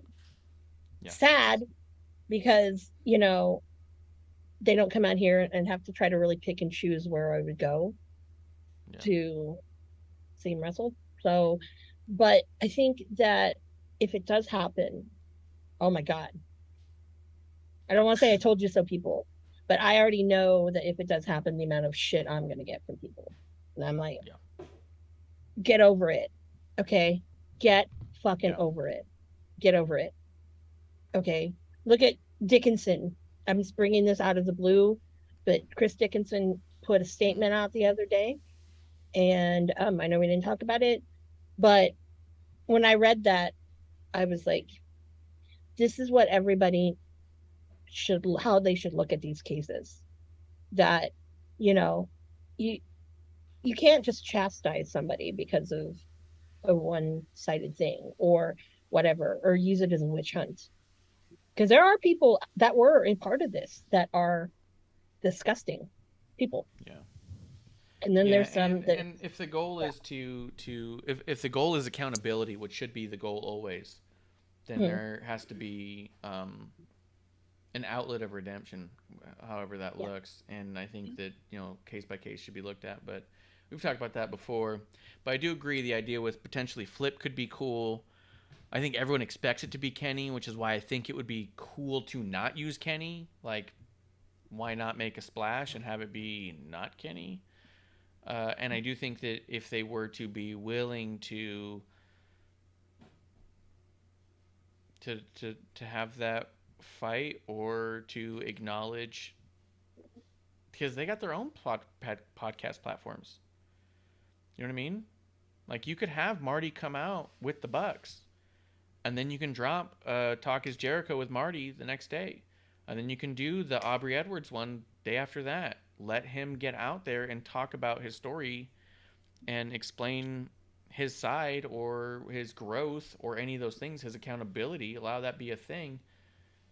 I think that like I said, I'm not trying to get anybody's hopes up or anything, because I know that you get you're very emotional about him for a lot of good reasons. But when you brought up the idea that was what their promo was about, it made me think of all these ways that you could potentially be protecting him if you did it that way. And it would be more interesting than just a Kenny return. Because Kenny returning is cool for that fan base, sure. And seeing him team with the Young Bucks, that'll be cool and fun. And then you get to the Dark Order with Hangman Page against the Young Bucks and Kenny, and ooh, story, you're there, sort of. But would it be a big splash? Would it be a big shift? It'd be more of the same. It would be a cool more of the same. So I don't want to discount it either. I do like cool more of the same. That's why I watch so much WWE. A lot of cool more of the same. So, but yeah, if I wanted to make a splash, if I want to make a statement, if I wanted to say, yo, shit's not the way you think it is here, I might do something bigger than a Kenny, and I think there is something bigger than a Kenny, potentially. Don't discredit the art of wrestling. Colt would do it too. And I think that the only reason why I would even think, not because those are like two of my favorite people in the world, I think it's because I know that when I talked to Colt about Marty, he was like, oh my God, he's wrestling? Wow. And it wasn't like, oh, he's wrestling. No, I mean, that's someone that, I mean, they're friends. They're pretty good friends. They've known each other a very, very long time. So I think that he would be another one that would get another story out of him too, in a way that, no offense to Aubrey Edwards, no offense to Jericho, in a way that wouldn't feel like it's controversial. You know what I'm saying? Like, in a way that it would be over the top. And then I would, because I'm nosy and I think I would want to try to get it before I would ask him if we could interview him before any of the dirt sheets could. For sure. If and floor is always open. The door is open, saying, but I know he listens every once in a while, but if you're listening at this one, I'm being serious, dude, because I think that we would be objective enough, and I don't think that the internet wrestling community's journalists would be as unbiased, because I can even take away my a lot of people I aren't could take open to away listening, my and we're all about the hat of- conversation. Yeah, and I could take away my hat of being pro Marty. I totally can take that away. Yeah.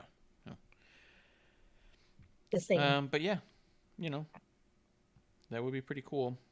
I out of that rabbit hole. Okay, sorry. Yep. When it comes to the TBS championships, Jade Cargill versus Madison Rayne, it was Madison Rayne's debut. Jade Cargill won, and that's the extent of the nicest things I can say about that match. So you can say whatever you'd like, and then we'll talk main event. Wait, didn't she Madison Rayne wrestle before? I thought she debuted like a with dark this. or a. No, she wrestled on Rampage. Mm. She literally had her debut match on Rampage when Jade earlier was like, I'm going to have an open challenge, so whoever wants to step up. And then Madison has her match, and she literally went out there and was like, you're going to accept my challenge. And that's how this got made. Wow. That's awful. Yes. Yeah. Okay. Very much. I don't know. It was not good. But,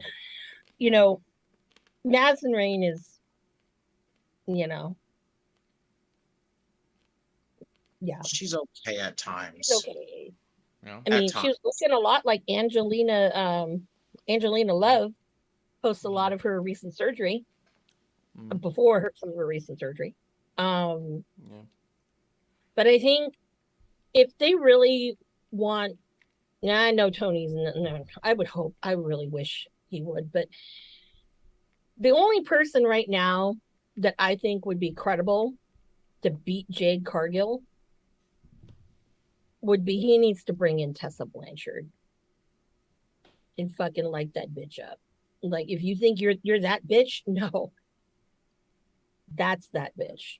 She's really that bitch. The problem is if they put her in there with Tessa just dominates her. Mm-hmm. You make her look like she looks like a pure joke in there with Tessa. But that's the point, though. Nah, I'd rather it be Athena at this point. I don't know. Like, I just can't see them bringing Tessa in and then just strapping the rocket pack to her like that. Yeah. I also think that, so let's say that any of the internet talk about Tessa is remotely true, which I don't know. Yeah. But if she is a pill backstage, then you would need her in a stronger locker room. You would need her in a WWE where you'd have stronger, bigger egos that would keep someone in check, right? I think AEW's locker room's a little too volatile in that regard. I think that she would steamroll a bunch of them too. Maybe. But I don't know if any of that's true to begin with. I also think that it's funny that you said the only person credible to take the title off Jade would be anyone, because I don't know that they've built Jade as a credible wrestler at all. I think they've exposed her as bad at what she does. She's exposed as a prop. You know what I mean? Like they put her there for a reason, and it has nothing to do with her ability on the microphone or ability in ring. They literally have said, we've done this because she looks this way, and that is it. And we are sticking to it. And I think every match she has exposes that more and more, which is why I'm not invested in the TBS Championship or her and can't fantasy book who they're going to have her lose to, because I don't see what anyone even gains by beating her. It's just a numbers game at that point. Oh, look, you beat this person's streak who never lost. And you go, oh, were they great matches? Not a one. Sorry, yeah, no. Were they impressive defeats? Nope, not very often, no. One match. It's not even Goldberg. Yeah, which one? The Ty Conti match to me. That was like her only match to me that really, to me, was good. Other than that, I haven't enjoyed a single Jade match at all. And I'm just like, every time I say it, it boggles my mind to say that Jade Cargill's only one good match is out of Ty Conti. Like, that's nuts. I try to be nice. Yeah. And that's what I mean. Like, you don't need a credible threat. You just need a wrestler. Like, the fact that Jade beat Thunder Rosa is a shame, and it's disgusting. But you know what I mean? Deeb, like the whole thing, yeah. Oh. Yeah, all of it was just awful because it's just she's just exposed as bad at all the time. So it's just, for me, it's kind of one of those things where it's like, yeah, I guess that's this weird side project that Tony's working on that I just can't give two shits about. So I just don't, and I move on. So we do have Valet in the chat saying, "Who's y'all's favorite wrestlers of all time?" I'll say Bret Hart. Amanda, go. I will say Macho Man, Randy Savage. Oh, there you go. Justin? It's the guy that I always say is the greatest of all time, The Undertaker. Easily. Yeah, I think those are fair. Like, if you just said, hey, you can have the entire collection of all these Bret Hart matches, but you really can't watch much else, I'll be fine. I'll be just fine. I think you can say that with Macho and Undertaker too, like, because there's so much stuff there. I would be like, do I get the video packages that were happening before the matches? I need the vignettes. If I get the vignettes with it, I'm good. Especially with the Undertaker, a lot of those vignettes were sick. Yeah, and there's no Macho Man without all the the pageantry and the glamour and the vignettes and the interviews. There is no. I got the Macho Man Lost Matches DVD. It's like a 3 DVD set of all the matches they never really televised. And it's hosted by Bailey, and it's fucking awesome. We'll have to see that because it's a bunch of them that are even like there's a bunch in like high school gyms. Oh wow! What? It's when the WWE was doing poorly and they were doing like gyms and stuff, and so you see this the crowd is only like a couple feet away from the ring, and it's like it almost looks like GCW shows, and the commentaries pressed up against the side of the ring, and you can see like Bobby Heenan right there, and it's fucking crazy, dude. That's amazing. Oh my god. That's awesome. Because I can say that's like the first time I ever had seen live wrestling. It was at the Cow Palace. It was a WWE event a long time ago. I'm old as dirt, people. And Macho Man was there. And just the whole pageantry of his entrance was just kind of just, it was just like, his presence was, it was amazing. And I mean, I think that for me, with wrestling, when it comes down to it, it's really a lot about the character and how well people work their character. And I think that that's what does it for me. I don't know. I can see with that with the Undertaker too, with a lot of people, because of his presence. And I say the Undertaker too, and that was another one like, oh, you know, just my God. Bret Hart, same thing. I don't think people give Bret Hart enough credit about his character work either, because yes, a lot of it was how he is and him taking himself too seriously, but there's a lot of character in that, you know. Oh yeah, absolutely. Absolutely. Let's talk main event. Main event: Jon Moxley versus the Lionheart, Chris Jericho. I'll give Jericho credit on one thing here. When he hit his head on that turnbuckle, well, he didn't play Judas, which was nice, but when he hit his head on that turnbuckle corner, I don't think he was cutting himself. I think he actually fucking hit his head on the turnbuckle, and I think it surprised him, and he bled a fucking lot, and the match was not going on much longer after that. Yeah.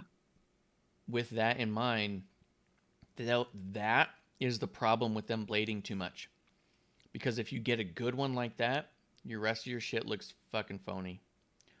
You know what I mean? You can't have cartoonish cutting of yourself and digging away all the time, and then have a moment like this, which looked fucking sick and badass and tough. And you go, man, he's a bad motherfucker.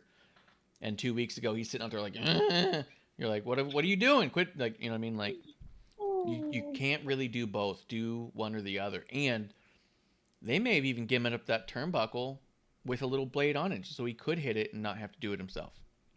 You know what I mean? Like, who knows? But it went really well, and it looked really good. And so I'm like, that looks so good and tough. This is exactly why you shouldn't be doing it the other way so much. It takes away from moments like this. This is just another guy bleeding on the show. You know? And that moment could have been badass. Other than that, though, Moxley won, which is probably good. CM Punk came out, which I didn't really care about. I don't know. I sent my match coverage of that one. I thought it was an okay match at best, and some of it was pretty bad. Jericho is very slow and not good at what he used to do, and he should stop fucking doing it. Did you catch Punk missing his timing too? Like on everything he did. How it took Jericho like forever. Like Jericho just standing there with the title waiting for Punk to come out. I went, oh my God, Punk, you are god awful. His timing was terrible. I don't understand why Punk stands on the corner and flexes like he's known for his muscles. I'm like, fuck off, dude. Like, what are you flexing at the crowd for? Just point. Get out there and point. I see you guys. I'm here for you guys. I'm back. You know, and put your hands up. But the fucking flex, like he's got these impressive arms. You're like, dude. Makes him look more like a douche, more of a douche canoe than he already is. That's what I mean. That's exactly what I thought when I saw it. I was like, what a fucking douche flexing his tiny muscles. You're not Brian Cage, dude. It's not an impressive thing. You know what I mean? Hammerstone goes out there and flexes, and you go, God damn. Damn. You know what I mean? Yeah. CM Punk flexes, and you go, so you did a few push-ups. What was that, Justin? Hammerstone doesn't even need to flex. Do you see the size of that man? Yeah, that's what's crazy. Yeah. When Hammerstone's not flexing, he's swole as fuck. And then when he flexes, it gives you a black eye. Yeah. The muscle just flies out, and you get black eye. You're like, fuck. His muscles are just so big. Yeah. So when CM Punk goes out there with spaghetti arms and then goes like this and a fucking meatball pops up, you go, great, dude, thanks. What are you doing? Just point at me and say you're happy to be here. Great, you did 6 push-ups in the back on your way out. Like, fuck. Probably stubbed his toe again, too, because... And I loved how they're like, JR was like, oh, his surgically repaired foot. I'm like, it was a fucking broken little toe. Get over it. It was a fucking bunion. Relax. I know. And a corn, goddammit. Yeah. Yeah. No, but I will say, like Hammerstone, the last time I saw him live, and actually one of the person next to me, when the Hammerstone had come out, were like, "Holy fucking shit!" Like when he was walking out, because he wasn't wearing the, the how he wears those acid wash jeans sometimes. Yeah. He wasn't wearing those. He was wearing, I don't remember what kind of material they were, but his thighs were fucking massive. And he did this one move where he turned his body, and it was like, holy fuck! It was like he had like, it was like, it's like he had like it was like a bunch of grapes. So you saw these little muscles pop out, and I'm like, holy shit! And I said out loud, I was like, oh my god! I go, I don't ever think I've ever seen someone with thighs like that, right? And he laughed. And then after the match, he came over to me and he was like, "We're working on the thighs." He says, "Obviously, I guess, someone's noticing. So thank you." And I'm like, no problem. Man. No, it was just, they were just so massive. Like, I mean, I've seen Brian Cage. Brian Cage has massive fucking thighs. I mean, these were bigger than Brian Cage thighs. That's saying a lot. Yeah. Whew. Yeah. Yeah. Well, Hammerstone puts peanut butter on everything he eats, so it's a condiment for him. It's like chicken nuggets. Yeah, chicken nuggets dipped in peanut butter. That's how you would do it. You take the whole box of 20 and just go boom. Oh, done. Yeah. I don't know. Anything you guys have to say about the main event or CM Punk's return? I really didn't. It was fine. Well, I didn't give a shit. Oh, by the way, they made Aubrey Edwards look like an absolute fucking idiot in this match, like hard. Mm-hmm. But isn't she like, JR so much so had to say something. He goes, "I'm not a real big fan of the referee just leaving the match to do housekeeping on the outside." He's like, "Never like that." And then you see her on the outside just like fucking around doing nothing, like moving shit. And then she comes back in, she's got these turnbuckles, and she's like walking corner to corner and looking at him like, "I don't know how this works anymore. What ooh." And then she just throws him on the ground and turns around and goes, "I guess I should fucking do my job," apparently after 6 minutes. And they're like, "Aubrey didn't see any of that shit happening behind her." And I was like, "Because she looks like a moron." They did it really loudly, really obviously, very often. And they did nothing to distract her. So she's just walking around. It was stupid. Lord. She looked like a moron. Couldn't happen to a nicer person. But she was probably thinking that was actually the highlight of the match to me. That was the best part of the match to me. So, Amanda, what do you think of the match? Oh, God. She's an awful ref. People who out there who think she's a great ref, what are you smoking? And can someone please... Can someone please come and tell me why? Hit me up on Twitter or Instagram if you want to film a little video. Why you think she is a good ref? Because I don't see it. So I'm asking the public. But I will comment on the Jericho hitting the turnbuckle. I don't think it was bladed. I think the way how he hit it, because you could see the angle when he hit it. Yeah, he hit that one little part, almost that jointy kind of part, which has that big screw. Okay, I'm slaughtering whatever, but there's a big screw, and the end of the screw it doesn't screw into anything. There's just an end of a screw. And that's where I think it hit it and it cut him open. Yeah. Because it's a real thick, probably like, I don't know. It's a pretty thick screw, probably about, I'd say the circumference of maybe a nickel. Maybe. So when you have something that's sharp like that, because they're not blunt, I mean, and you're hitting it with force, you're going to pierce something with that. So I think that's where that was. So yeah, I rewatched it a few times being like, where did he blade? And I was like, he's not holding anything. I was like, I think he just fucking hit his head. No. Like, fuck. Yeah, and it was like right on that part. So if you know what turnbuckles look like, you know what I'm talking about. If you don't, it doesn't matter, but it was something sharp that's there that, if you hit it at the right angle and whatever, and I don't do math, so, I couldn't tell you, but the angle of trajectory and all this other shit. But when you hit it hard, you're going to bleed. So, I want to comment on Phil. Go ahead. Nobody cares, Phil.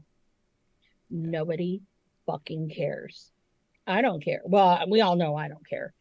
But honestly, what I think is going to happen, and I'm sorry, spoiler alert, heard it here first. Obviously, All Out, they're going to have that match with him and Moxley. Boring, but you have to do it. So, yeah, he's going to win it. And to be quite honest with you, boring. Yeah. What would be next? Because they're gonna do I think, I don't know if I heard or what, but there was a Daniel Bryan and Jericho that I think is coming up next.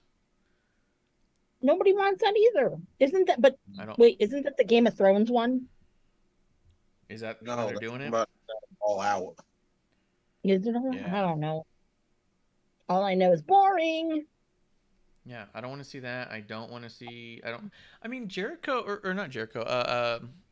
Moxley and CM Punk probably won't be half bad, but I'm not like excited for it.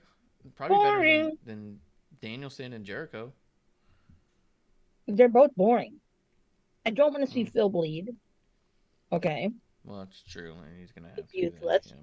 It's required. Did Moxley have a match where he doesn't bleed? Probably not. But it's boring. But Yeah. this, and I will say this, and I know Tony Khan doesn't do this kind of shit, but this would be the place and the time to do what's right, Tony Khan. Have fucking Cabana walk out when he wins that shit. Let me tell you, Spin that's on him. fucking money right there. You're in Chicago, and I loved how they kept this weekend putting on the whole CM Punk, it was like 17 years to the day of his last ROH match. I'm like, yeah, can we I don't know who your social media is, but can we also tell people that in that match he put fucking over Cabana on his exit? Do we remember that? No. But and there was a Matt Hardy clip that they showed on another tweet from that same show in Chicago Ridge. Yeah. So it's like you've got all the tools there. It's about money. That's money. If you want to keep having things in Chicago, that is what you must do. That is the way. Yeah. You don't have to have Cabana win. It's just the principle of the fact. Just let him get his shit in. And if it's a loser leaves, whatever, that's fine. But in the end, people really want that. And I'm just sick of how he caters down to fucking CM Punk. I'm sick of it. You see it in those scrims. It's like, can you put down the coke, Tony? Can you calm your erection? Because you're the only one really into it. You, and then I know 2 other people.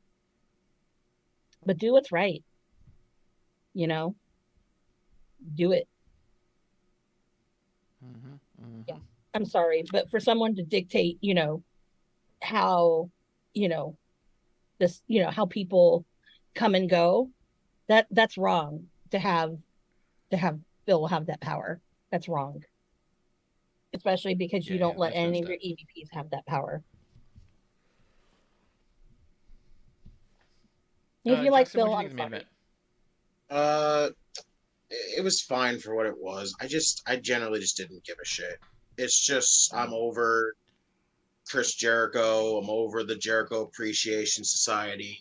I'm over the never-ending freaking feud between them and the Blackpool Combat Club.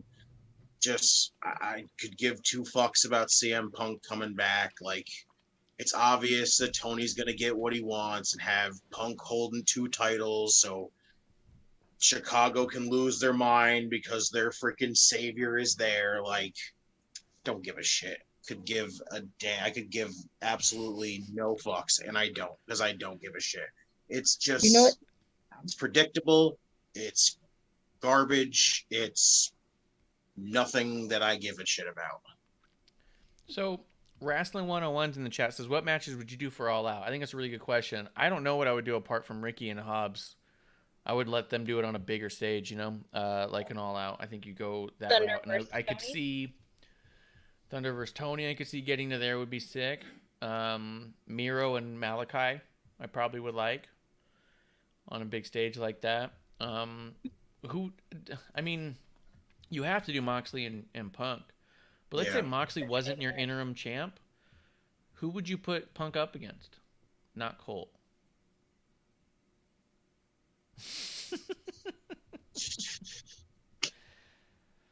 Yeah, and for those listening, you know what I did. Yeah, flip Marsh the Bird. Yeah. But yeah, no, I don't know. I mean, feels like Punk's gone through everybody, you know, that he needed to go through. I'm interested to see Punk go up against. How do you put? How do you book a Punk match at this point and even give a shit? Though, like, I think that was my biggest problem with him becoming the champ. Is it immediately felt deflating? Like, oh, there's no dream matches on the other side of this. You know what I mean? There's nothing I'm excited to see. There's mine. That's a war. There's a bunch that people would probably like. I mean, you got Brian, you got Kenny, you got Cole, but it's like Kenny. If you could do Punk and Kenny at All Out, I'd be into that. But I want the cleaner Kenny Omega. Okay, I want the guy that went up against Okada for like an hour. Not once, but twice. I don't care. I'm not saying because I actually think I'm going to like the match. I'd be saying I'd be into the idea that it would be happening. I wouldn't like it either way. No, because then that would at least be decent wrestling. That's what I'm trying to say. That's true. Yeah, that's true. Jeremy in Time does say, the fact that Mox and Punk had the nerve to do the Rock Hogan stare down really annoys me. That whole ending segment with them was really weird. You could see Cesaro on the floor pointing at Mox and being like, hey, Punk's right behind you. He's doing all this stuff. And Mox kept like shrugging him off like, I know, leave it. No, I'm trying to be too cool, dude. Leave me alone. I'm trying to be super cool. Like, I'm trying to be like a too cool dude. Like, I'm trying to do like a James Dean coolness. Like, you know what I mean? Like, you're getting in the way of my vibe. He kept shrugging him. And then he like slowly stands up and does this fucking like, I'm so fucking, my neck hurts a lot. And then he turns around and just, they stare at each other. I'm like, you guys have literally no bad blood. You're pretending this is this crazy thing, this crazy tension, and there's none. Matter of fact, Moxley, you've said you don't give a shit, you'll beat up your friends. So that means to me, there's no reason to be invested in any feud you had. You're going to beat the shit out of your friends, out of your enemies. There's no difference with you. You can't have a blood feud if your blood can't boil. You're always ready to kill your friends, means your blood can't boil for your enemies. Staring down at anyone, champion or otherwise, is the same. You stare down a fan, I think of it the same exact way as you staring down a champion. You're just always on edge, and that's not as exciting as you think. It's just fine. But if you did Punk and Omega, I think that I would be more excited for the concept of that match than a Moxley match. What other all-out matches might you throw in there? I mean, probably the Trios tournament final would be here. Yeah. Who do you want to be in the Trios tournament final? I mean, I've been talking about it on my show, and I talked about it on somebody else's show. I hope, and as much as it's, you know, kind of, it would be obvious, I hope they go with the story. And I hope it is with Hangman joining the Bucks, where it's Hangman, like you have the Bucks out there, like they go out next week, and they don't have, like, they couldn't find anybody, and they go out there 2-on-3, and then just have Hangman go, oh my God, they really do need me, and just have him book it out there to make the save. They get the big ass crowd reaction for Hangman. He comes out, joins the Bucks, and then just, you have them go through it, but then you have the final literally be Dark Order versus Young Bucks and Hangman. And honestly, go with the underdog thing. Give the Dark Order the titles, I think, because have it be where Hangman has to decide, where he's standing in the ring going, well, what am I going to do? Like, am I really about to win these titles at the expense of beating my best friends? Or like, and just have him conflicted to the point where it actually costs them the match. Give the Dark Order the titles. Just give the Dark Order something. Like, that's they've been in such shambles. Give them something. Yeah. Are there even 3 Dark members? Yeah. There's 4 left. There's 4 left right now. and clearly it's going to be. Wait, one of them's a woman. One of them's a woman, and one of them's a No, child. Is that she's not? part of. No, she's part of Jericho Appreciation Jericho. Society. Yeah. Oh, Was she's. her Oh, best- yeah, that's right. She's been doing terrible promos over there. But yeah, Oh, that's you're right. but- So You- they John have Silver. four. Is that including the child or no? No, it's John Silver, Alex Reynolds. You got 10, and then you got Evil Uno. You technically have. Yeah, you could do that. Yeah. So yeah, you could do that. Would you prefer that other than going to the Elite with Paige versus the Undisputed Era? Since from what I'm seeing is the whole Cole and O'Reilly not cleared to wrestle thing. But If you're going to go with it, like if this is the bracket at this point, if the bracket goes to it, I say go with the story at the end of it. Yeah. It would just be, it would Those be. both have stories. Well, no, if you can't get the Bucks to face, if you can't get Cole and Red Dragon in it, you go with the other story. You have a story where it's like what a final that would be. Having the Dark Order face Hangman, who's like, I could actually be an inaugural trios champion, but I have this at the expense of my friends. But do I really want to do that to my best friends, kind of thing? And just again, it could cost them the match and have the Dark Order be the inaugural champions, which I would actually rather prefer than just going, well, because we are introducing new titles, we got to give it to Hangman and the Bucks. Like I would prefer them go with the story and go with the underdog victory. You know what I really like to see is I'd like to see the tournament go down to that, and then something takes the Dark Order out, and so then Hangman and Young Bucks are just standing there being like, I guess we just get to win, and then Undisputed Era comes in without being in the tournament and wins the titles, and everyone gets pissed. No, but Adam Cole, baby, everyone loves. So no. Yeah, But they'd be pissed. They had a whole tournament for a match that had nothing to do with the tournament, and that's what I would love. I would love to watch the whole internet lose their minds. That'd be the three of us getting pissed. I would be pissed there. It would be just the three of us being like, "What the fuck?" and the rest of it, AEW fans be like, Tony. "Woo!" We can never have good things. Yeah. Fuck you, Tony Khan. No, I mean, So I good. don't know. I mean, I'd like to think that that's the story, because again, like I always say, that BTE always kind of comes in circles and all of that thing. So that would be great to Yes. have the story. True. But end of the day, Wrestling it's Tony's. 101. It's his toy box. Wrestling 101. So huge shout out for them sticking around for longer than 3 minutes to hear all of that. Says as long as the fucking Trustbusters don't win, I'm fine with anyone else at this point. Can you guys tell me who the Trustbusters are? That's Ari Daivari, Slim J, and Parker Bordeaux. Okay, who the fuck is Slim J? God. Okay, that Okay, guy was we'll awful. talk about that in a second. We will get to that. Wrestling 101's on to something there. Also says, why is UE not in the tournament? Because they're pretending two of them are injured, even though we've seen them fighting. So that either means that they are injured and in physical angles for no reason, and it's irresponsible, or they're not injured and are out for storyline, which leads me to believe we could throw them in the end of the tournament without being in the tournament, and they could win it all, and everyone could lose their fucking minds, and I would love it. So let's do this then. We fantasy booked all out, all day, I call it. Let's finish up on this Rampage thing and talk some NXT. Sonny against Parker. Parker came out, beat the shit out of Sonny. This is the only thing that happened on Rampage that's worth talking about at all.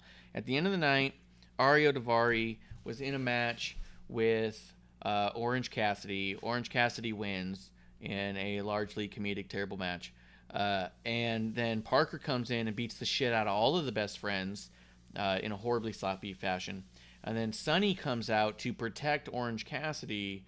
And then Sonny joins Parker and Arya and Slim J, apparently called the Trustbusters, in this faction of jobbers from Dark. Here's the thing. I think Parker Bordeaux is a pretty dope dude. I think he's pretty cool, and I think he's got a shitload of potential. I think he's in way over his head right now. I think they're pushing him a lot. They're giving him a ton of wins, and I think that what Parker does is expose how little Tony understands about wrestling. And I say that in that Parker's being booked like Tony thinks is the booking for Brock Lesnar. He thinks this is how you booked Brock Lesnar to be Brock Lesnar. I'll do the same with Parker now, right? But what he's failing to realize is that Brock Lesnar is Brock fucking Lesnar. And when you watch him, you're impressed by everything he does. He also fails to realize Brock Lesnar was trained by Jim Cornette and Danny Davis in OVW in a training class with Randy Orton and John Cena and Shelton Benjamin and a bunch of the fucking greats and Batista, and was surrounded by a bunch of fucking tremendous talent who were elevating each other and super competitive to be the best that they could possibly be. They all wanted to be the standout. That group, every one of them wanted to be the standout. And you go, well, who the fuck is the standout, I guess, right? You had Parker in NXT for a short period of time, and they, all due respect, he seems like a little bit of a slow learner. This isn't coming to him naturally. He's taking time to pick it up, and that's fine. John Cena has famously said he's a very slow learner, that it took him a long time to figure it out and to get to the level he was at. He was physically always there, but his psychology and his ability just was always behind everyone else. So it's not to say that without dedication you can't be one of the greatest in the whole fucking world. But a lot of it came naturally to Brock. It's not coming naturally to Parker, and I think it exposes him. I think what Tony thinks is that Brock Lesnar became Brock Lesnar because he went out there, had explosive matches, and won quickly. And flexed. And then you see Parker do those things without any of the ability that Brock Lesnar just naturally had, where you go, oh my God, this guy moves smoothly. He moves amazingly. He knows how to let everything breathe. Parker's hitting people, running to the camera and flexing all hard and screaming. He growled on fucking Dynamite in a promo. Like he was just sitting there and there was a mic and he just stands forward and goes, and I was like, you sound like Clump when he sees a sandwich, dude. Relax. You know what I mean? Like it's not intimidating. You're drooling a little. He sounds like Luchasaurus. Yeah. He's going off like Luchasaurus. And I think that the potential for Parker is such that you need to protect him when he's not there yet, because I think that he could be a massive John Cena level star down the line. He's definitely not right there now. And I think what they're doing is, and this could sabotage him long run. He could burn out so quick and be in such a bad position that he'll never be able to get past that. That's possible. I don't want that for the guy. Jeremy in Time says, Tony saw 5 2002 Brock Lesnar matches and thought he knew the formula. Exactly. He saw the debut. He saw a couple squashes and said, oh, that's how you do it. That's how you bring him in. It's not a formula. There's a lot behind Brock Lesnar in his physicality that is not here. There was a lot about Brock Lesnar coming out and looking like he didn't give a fuck. He just wants to hurt people that we're not seeing with Parker. We're seeing Parker looking like he wants to do some big moves and flex for the camera. You know what I mean? That natural ability to look like a Stone Cold Killer is not there. You know? He looks crazy, and he looks like a dude I don't want to fight. But he also looks a lot like he's playing wrestler. You know what I mean? And so I think he needs to be protected, and I think putting him with the people they're putting him with is you know, not going to do it really for him. That's for damn sure. Yeah. It's just another jobber faction like the Wingmen. Yeah.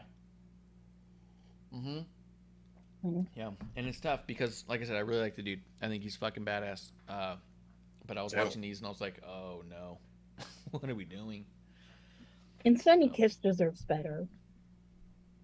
Yeah. I mean, he's one of the original people that they had brought in, and it's just been so hard to watch. I mean, he made the most. Him and Janela made the most when they were together. They made the best that they could do out of it, and I appreciated that. But I just don't like what's going on with Sonny. Yeah, I can't make any sense of that whole thing. That just doesn't make sense at all. Yeah, let me just get beaten up and then I'll just help him later on. Like, I beat my own because I'm afraid maybe he'll beat me up again. No. Maybe because a lot of people want to see Sonny Kiss, but they're like, "This is your way to get him on television: is teaming with the Trustbusters." Oh like, God, no shit. That's not a way to get him on television. Just give me Sonny Kiss on fucking TV. Yeah. you're hurting, you know, Sunny Kiss's value off TV by doing shit like this. Yeah. You know, and I'm not cool with that. So, you know. Yeah. And then I will say this: of all the merchandise that, you know, AEW sells, I kind of want them to sell the tie-dyed tracksuits. Anyways, I'm just throwing that'd that be out fun. there. That would be funny. Yeah. I wouldn't want that'd it, be but that cool. would be funny. Yeah, that would be kind of cool. Not gonna lie. Yeah. That, and I'm still waiting for the other one that I was waiting for that I thought that maybe they were gonna do was I thought we were gonna get like a limited edition run of like airbrushed Powerhouse Hobbs overalls. We didn't. Yeah. So I think I'm just gonna go to the source because I know who does those overalls and ask him, can make me a pair. Yeah. That'd be badass. So anyways. Yep. Yeah. And by the way, anything else on AEW? Yeah. Oh, go ahead. Powerhouse Hobbs. Okay. Tony, the prop department. Okay. That like cheapy, plasticky, fake TV that Hobbs threw, they're real cheap. You know, those flat screens nowadays. Get some cheap ass one and really like get that breaking in there because that thing just bounced. You could kind of hear it bounce. I want to hear that shit shatter because that guy is a beast, or have him just go, you know, because he's pissed. That would have been fucking great TV, but you know. Yep. Anything else, Justin? One other thing, just if for the trios like tournament, if it ends up actually just being a lazy way out and it just ends up being Kenny as the tag team, as the partner, I hope to God they don't have Ospreay and Aussie Open win against Death Triangle just to keep the two of them apart. I hope they keep Kenny and Ospreay apart for now. Don't even you don't have to put them in the ring together and keep constantly teasing it. Just keep them apart. Have Death Triangle win. Why the fuck is Ocean Spray even there anyways? Why the fuck? Is this to torture me? Yeah. Because I you know, I mean. Yes, Tony hates you. I still want to know why Trustbusters are in it. That's my thing. Richard loves it. it. Tony hates you. Trustbusters. I'd rather see, you know. I'd rather see, you know what? That they could have put in there in fucking Brian Cage's whole freaking trio. Why didn't they put that in there? But no, let's put the Trustbusters in there because apparently we need this jobber faction on our freaking TV. Like, no. Well, I'd rather see the Trustbusters than Ocean Spray and Aussie Open. I love Aussie Open. Don't get me wrong. Okay, I love everybody on that team except for the leader because he's a fucking just a douche canoe. All right, no secret here. Okay, Billy Ocean Spray, you're not the GOAT. No, Jay White beat your ass in the G1, and you're like, oh, no, please. If anything, Tony Khan, do not let the man have the microphone. I don't want to hear him talk about this trios thing. Don't want to hear that at all. Okay, none. Big X. No, the waste of TV, waste of like my ear space.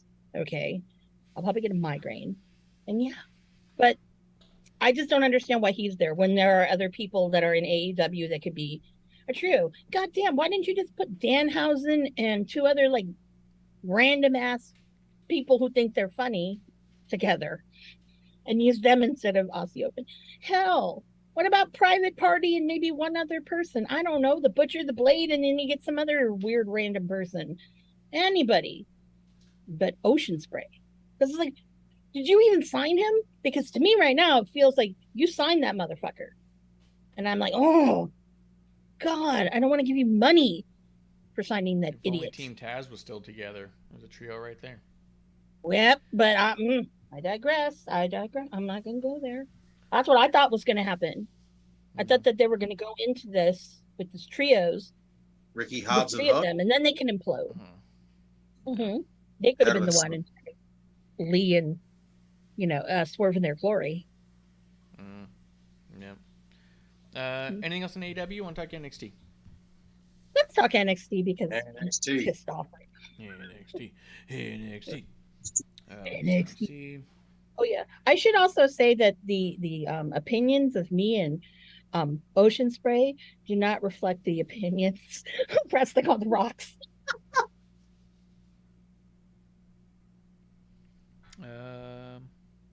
That's my Sorry, I gotta- disclaimer. Oh yeah. Let's see. It did open up with Kiana James versus Nikita Lyons. I saw a lot of people talking shit here because Nikita was trying something interesting in the corner where she does kind of that splash and kind of rolls herself out of it. It was a little messy, but she was trying something. I saw a lot of people like trying to give her a ton of shit for it, and also like, you know, maybe she doesn't do it anymore. Maybe next time it's smoother. Like then what? Like, didn't make or break the match. It was just kind of a weird way to get out of a spot, and I mean, and the match wasn't like a fucking 5-star classic to begin with. You know what I mean? It wasn't like, hey, we're gonna be talking about this match forever. It was like just an okay match with some women who are learning, and they had one kind of botch in the middle. Kind of good if you think about it. Like, you know what I mean? Like, could have been a lot worse, really. Yeah. I really like the fact that Nikita Lyons has been, of the bigger ladies that have been kind of going in between like NXT, the roster and whatnot, with the exception of, I'm not putting Natty in this category, but like a Tamina. And, you know, I think that Nikita Lyons is probably been one of the, you know, besides Tamina, probably I think one of the best and probably a little bit more talented of the bigger women that have been around. And I think that's good. That I think that there's finally there maybe either have a person who understands kind of how to kind of use your bigness, for lack of a better word, or they figured out these are the kind of things that are going to make someone of her size look good, and constantly drill those like techniques so it looks good and not kind of funky. That's what I've been noticing. But yeah, I think she's doing really good. I think they're both doing really good. I think Kiana James actually was kind of a standout here too. She did a really good job for somebody we haven't seen much from, you know. Yeah, and I feel up her name. Yeah, it wasn't she needs to change.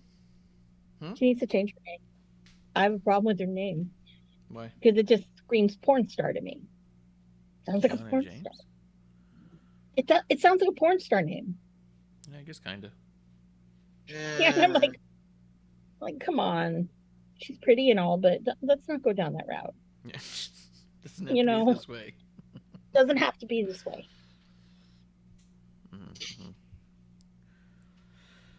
Yeah, but I don't have like a ton to say about the match itself, just because it was fine. It was a fine match, and Nikita got the win, and they both looked good, and there was a botch in the middle, and okay.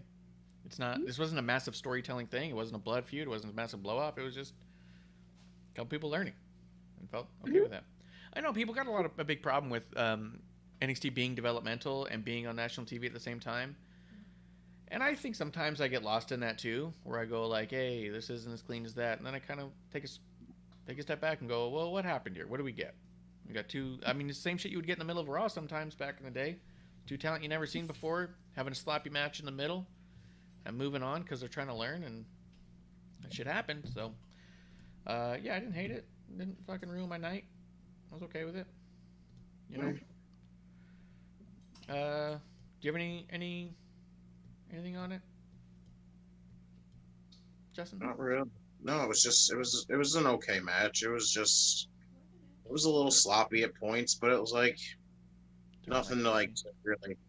Like I said, it was like when I talked about it too. It was just like it was an okay match. It was just what it was. Yeah, no issue with that myself. Let's see, but it did go on the Diamond Mine stuff backstage with Apollo Crews and Roderick Strong and the Creed brothers watching it. What'd you guys think of all that stuff? I think they're really trying hard to make me care about Diamond Mine, and it is just not clicking with me. The most uninterested I've been in Roderick Strong in a long time. He literally does nothing but bitch about everything. Yeah. I cannot stand it. I hate it.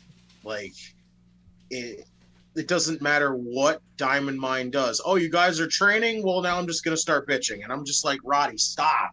What the hell? He bitches about everything. He does come off pretty whiny. He does definitely come off pretty whiny. They're literally in there watching footage, and just because Apollo Crews is in there, and he just walks in and starts bitching, and I'm like, Roddy, stop! What are you doing? This is Roderick Strong, and I was like, I like Roddy, I really like Roddy, but come on, I can't handle the. Oh, you're watching footage? How could you do that? How dare you do that with somebody? Yeah. So good. Yeah, but I mean, I was like, okay, and then we're gonna have a match at the end of the night, and I was didn't really care for that much. The Lash Legend stuff I wasn't into. They kept cutting her talking and then cutting away, and Wade Barrett kept getting mad about it, and I didn't care about any of that. Like, Wade, why are you getting mad about good, it? But yeah, I think she's pretty good, but it seemed like a pointless thing. I don't know where we're going with that, except I guess maybe we're bringing back her talk show or something, maybe, because then she can sit down and really say what's on her mind or some shit. I didn't get it. I was like, is this really something like if the show would never have progressed if we didn't have this? I'm like, this was just why. Yeah. I would have rather heard Roddy bitch and moan a little bit more than that segment. Lesser of two evils. That's true. Because at least Roddy bitching and moaning had a purpose. Yeah. My thing is, why didn't Malik and Idris just walk away? Why did they have to sit there and listen to her? I don't care if that's the segment. Like, literally, just walk away from her. You don't have to sit there and listen to her talk. Yeah, what was it? The third time they were just finally like, okay, we're out of here. Bye. Why didn't you walk away? Yeah. 2 segments ago. What did you think, though? Trick Williams versus Wesley in a rounds match. I was really confused. It seemed like Vic Joseph was confused. They did a whole round with boxing gloves on, inexplicably, I guess is the actual word. But I thought, by the end of it, I thought it was all pretty cool.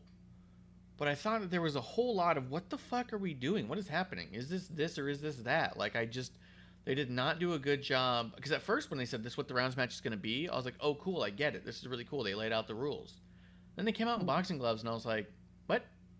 Like, I wasn't talked about. Like, I got real confused real fast, and I was like, oh, wait, do they not know what's going on? Or the commentary doesn't seem to be really clued in. Like, I would have wished that someone could have even, like, just clued them in to pretend something, right? Like, how many times we've heard on commentaries, like, oh, I saw this person backstage earlier tonight, and they told me this, that, and the other. And you go, oh, they probably didn't. They were probably told to say this to make sense of this. Couldn't you have said, like, oh, yeah, I ran into Wes Lee backstage, and he was so mad about the Muhammad Ali thing that he dared Trick Williams to keep boxing gloves on for the whole first round to really prove himself. And then you go, oh, okay. At least there's sense here. But, like, it was weird. But I did like it, and I thought it was a cool match, and it was definitely different than what we're used to seeing. Showcase both the guys pretty solidly in a weird way. Amanda, what'd you think of it? You know, yeah, I that comment about Vic Joseph, yeah, he seemed very, like, He was lost. I don't understand. Like, Wade kind of kept it afloat. But Vic Joseph was so confused, and that's what made me started to get confused. Like, oh, well, am I not supposed to see what I'm seeing? I don't know. Yeah. I mean, I liked it. I personally thought that it was going to be more of kind of like that MMA style where you're going to see, you're going to see some hits, you're going to see a little bit of, mat work, you're going to see a little bit of everything, right? So the boxing gloves kind of threw me off at first, but then I got it. I understood it. Then the taking them off and then putting them back on, and all of that was kind of funky. I enjoyed the match. I'm kind of like, yes, Wesley didn't look like a chump, and it was a great showcase of that whole little engine that could, which they've been kind of trying to do with him, So I was excited about that. And was hoping that it would lead back to like Carmelo getting, upset and we'd see, Wesley and Carmelo again. But there's other fish to fry, obviously. So, but I enjoyed it. Yeah. I can't tell if Vic Joseph enjoyed it. That I can't tell. That's hard to say. And I did think it was a really cool, unique kind of way to do a match. And what a perfect thing to use NXT for. Could this match work? Well, let's try it. Like, maybe we see a rounds match later on down the line in like a Raw or SmackDown if they think this went well. Or maybe we see another one that's slightly different as they tweak it. You know what I mean? I thought it was cool in that regard. Justin, what'd you think? I guess I got to be the only different one here because I just didn't enjoy it. I wasn't feeling it. Like, I've seen rounds matches. Like, I know that's how NXT UK does their thing for like the Heritage Cup. Like, that's how the matches are contested. But it's like, oh yeah, when they started off, like I wasn't really interested in the feud to begin with. Like, I'm still not into Trick at all. I love Wesley, and I'm happy that at least he's on television. But it was like this whole thing just starts off because Wesley gets punched in the back of the head, and then Trick does this Muhammad Ali thing, and they were just like, "Well, this is gonna make this feud big." And I'm like, "Oh, okay. Well, I'm still not feeling it really as much." Like, and then you get to the match, and it's like the whole first round, like first section of it is a boxing match, and I'm like, oh no, this is not the way you should start this. And then it was like from there, no other round was drawing me into it. It just wasn't working. Like, the whole thing is just like, I get if you're trying to make Trick feel like his own person and not just a lackey to Carmelo, but like he still just feels like Carmelo's lackey. Yeah, because Carmelo was really heavily involved in his corner. Yeah. So he still kind of was doing Carmelo's bidding. It was just so uninteresting to me. Like, it was poorly executed. Like, you had the whole, like, when Wes rolled him up and Trick's feet were touching the rope, but the referee counted it anyway. And I was like, oh no, this is just going downhill. I was ready for it to be over. Like, I want West to stay in contention to be in that North American title scene, but it's like that keeps him around Trick, and that's not something I want to keep seeing. Is this? That's true. He's got to get past that hurdle for sure, because a lot of it did not make sense. And you're right. I remember thinking that too when I saw the rules. I was like, this is sort of like the Heritage Cup, but maybe not. You know what I mean? I don't know why it had to be called rounds, but yeah. Like, I like the match concept. I love that whole 6 rounds, 3 minutes thing. Like, I love that. I love that whole concept of the match, but it was just like this one just poorly executed, really. As far as sense goes, I felt athleticism wise and what they did psychology wise as far as their moves. Like, I thought the guys did good, but I thought as far as like trying to make sense round around, there was a lot of question marks. And like Amanda said, especially with like, no disrespect to Vic Joseph, I think he's one of the best commentators out there right now, if I'm being honest. He's one of my favorites. But he seemed completely in the dark. And I did not help. Because he kept going like, I don't know what's happening. And we're like, fuck, you're supposed to be the one to know what's happening. Like, I felt for him. I'm like, oh God. That's so bad. That's so bad. Even when the commentator doesn't know what the hell's going on. That's rough. Yeah. When commentary's all like, I don't know. You tell me. It's like, oh, they didn't share notes with us. I don't know what's going on. Sorry. I mean, it's not the only time we've seen that, but yeah, it's always bad when you see that. Yeah. Like, I think about the kendo stick match with Bailey and Alexa. Oh, man. All night they kept saying that the person who pulls down the kendo stick will be the only one who's allowed to legally use it. And they said it in the kickoff show. They said it in a package before. As they came out to the ring, commentary was saying it. They even flashed the rules on the screen, and it said that the person who brings it can utilize the kendo stick, the person who pulls it down. And they kept saying it through the match over and over again. Oh, man, yeah, you want to be the one to take it down because you're the only one who can legally use it. Then as soon as Bailey brings it down, She throws the stick down. Alexa picks it up, beats the shit out of Bailey with it, and wins. And you're like, why wasn't she disqualified? That's clearly not one of the rules. And even Corey on commentating, he just kind of goes, well, I guess anyone can use it once it's down. That's the thing about that whole match. It's like, what like logically tells you that the other person can't touch it when the other person brings it down? Like, that's what's so screwy about it. Well, I mean, it could work if you had the ref just going like, no, if you use it, I got to do it. Don't make me have to do this. You know, you know the rules. You didn't bring it down. You can't use that. Like, but it is a weird thing. And then confusion on the commentary table creates a mess in the ring for sure.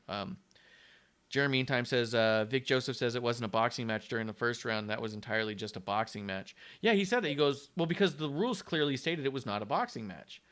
And then if it was a boxing match, then during the second round, they couldn't have just taken them off. And they had a couple takedowns during the first round, too. So it wasn't a boxing match. But it was very confusing because no one was able to explain why they might have both decided to wear gloves for the first round. You know what I mean? Yeah. Especially because no one said it and it wasn't one of the rules, then it seemed like two independent thoughts. You know what I mean? Both people independently thought they would come out in boxing gloves for no reason and then keep them on. And you're like, what the fuck? So definitely not clean going in, but I like seeing Wesley.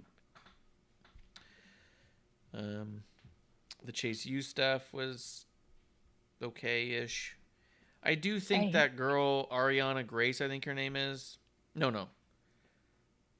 Ariana Grace was the one who got the black eye. Thea Hale gave her a black eye is what they're saying.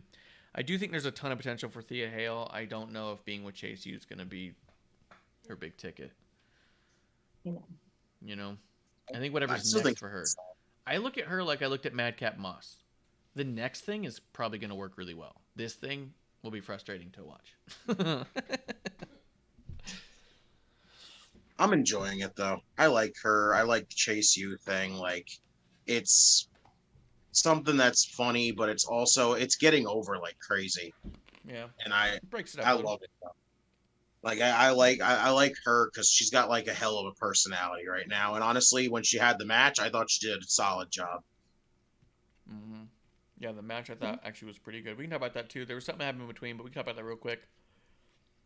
I thought the match was great between those two. I was impressed with Ariana too, especially because we haven't seen much from her since she debuted, and it's like this was a time for her to stand out, and she did solid. Like, there was just like that one moment during the match where it was like, what the hell are these two doing? Like, where she had her by the hand and they were on the ground and they were just like fighting, moving it around the entire time, and I'm like, what are they doing? Yeah. Other than that, though, I thought the rest of it was solid. Yeah. Yeah, and I didn't know what we were going to get because we haven't seen much Ariana, and I think that was the first match we've seen Thea Hale in. Yeah, it's her first match. On NXT. She was an indie sensation for a short period of time. But, I mean, I wouldn't say full-on sensation, but she was starting to get a little buzz around her. Much like Sloane Jacobs was Mimi-licious or some shit. She was starting to get, people were starting to notice her and stuff, and I felt like the two of them both were like people I had heard of, and they were starting to do some stuff, and I was like, oh, I maybe should pay attention to them. And then they both got signed by NXT like straight away after that, and I was like, definitely should be paying attention to them. Okay. A lot of the undercard have been pretty good, honestly. Yes. Like, Kiana's been solid. Like, I've been liking Kiana. Yeah. Sloane, I like her. Ariana's got me to like her now. Like, Thea's did really good in her debut. Like, I thought the women now are like really even on the undercard now are doing really solid work now. So that's good. Yeah, I agree with all that. Go ahead, Amanda. The Chase University stuff. So, but I mean, I personally, it's like I'm liking watching all of these women. They've been pretty solid. It's been a good, nice crop of talent that's coming through right now, and I'm enjoying seeing that. I just don't enjoy the other bullshit with it. Yes, but maybe it's just because I don't like Chase U. Yeah, I think I have a bias against Chase U. I don't like it. Yeah. But if people are digging it, I do think still to this day that Andre Chase's character based off EC3. That's my thought. It's a teachable moment. Yeah, kind of. The Carmelo Hayes and Giovanni Vinci stuff, I'm curious about. I'm interested in. I think that could be a banger match. I am so amped to watch that. Yeah. Yeah, it you know, I liked how that was coming about. I really kind of did. I'm interested. I'm really sold. I'm excited to see it, which at first I don't think I really was excited to see it, but now that it was kind of presented in this way, I think I am. I don't know if I don't know how it's going to end up going, because I don't feel that the belt should be off Mello quite yet. But that's just me. You know what's also interesting too is we think about the amount of times we've said, "Oh, let's go ahead and move Carmelo on. Let's move Solo on. Let's move Cameron Grimes on. Let's get Toxic Attraction back on the main roster." Like, because we kept feeling like the main roster needed spicing up and a little more action and a little something was less predictable and the same kind of, like, we wanted to shake it all up. When you think about the last couple of weeks of Raw and SmackDown, you go, I don't know, it's pretty shaken up now. Like, I don't know that, like, if you were to tell me, hey, Carmelo's dropping this title then and moving on to the main roster, I'd be like, I wonder where he's going to fit in. You know what I mean? Like, I don't think he'd have a hard time fitting in. But I don't know where you'd see him right away. Where before you'd be like, oh yeah, you put him right into the IC title picture, put him right into the US title picture, or maybe even like go after, you know, this dude or that. But right now it's kind of like, I don't know, he might just be another guy on the roster for a minute, you know? I think it's time to put Carmelo in the NXT title scene. I don't know. I mean, Honestly. I don't think right now there still isn't a place for Carmelo. And definitely if you brought him in Trick, there definitely is not a place. Well, you could. They're kind of like, you could bring them both up as a tag team though, and keep them out of the singles division for a minute. You could do them as a successful tag team for a minute. Technical difficulties. Oh, she can't hear us. Take a drink. Yeah.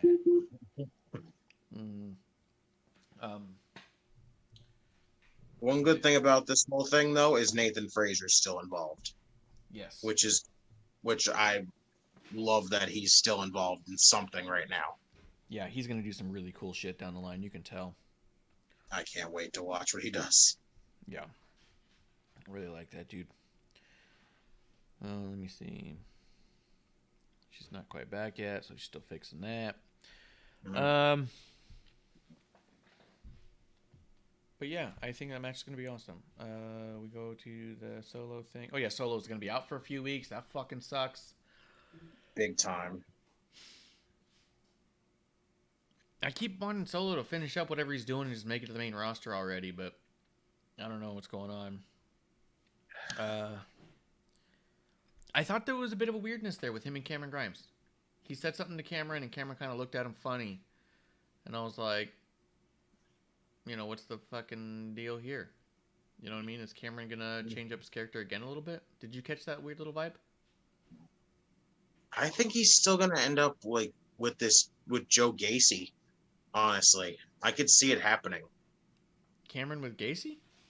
Yeah, Joe Gacy's been doing that whole thing where he keeps like talking about Cameron Grimes, that he seems like he's lost and that he's going to be the one to help him go away, like that's to help him find his way. And it's like, I could see Grimes doing it, but it would be like weird because what if he's going to like shave himself completely and then it's just going to look so awkward. Gross. Dude, that'd be so gross. Oh God, baby faced, literally like smooth Cameron Grimes, anti-caveman. Oh, I'll pass. Dude, shave off the eyebrows and everything. Just make him smooth as a baby. Oh my God. Yeah. Yeah. Do you think you put Cameron Grimes with Joe Gacy, Amanda? Shave him up like a baby? Cover him in baby oil? Not his eyebrows, poor guy. Yeah, No. Especially his eyebrows. That's wrong. That's wrong. But anyways, I kind of am expecting Cameron Grimes to be part of Gacy's little thing, just because of kind of in this current state of Cameron Grimes. I mean, Mm-hmm. but he's already been like shaved up compared to what he was. So I don't. That's true. Yeah. So this is About like, as clean as you can handle. yeah, about as clean as I can handle without. I don't know who that man is. You know, Yeah. He's gonna get even full body I thought it wax. was. Yeah. They Full body manscaped him. wax. He's gonna be smooth.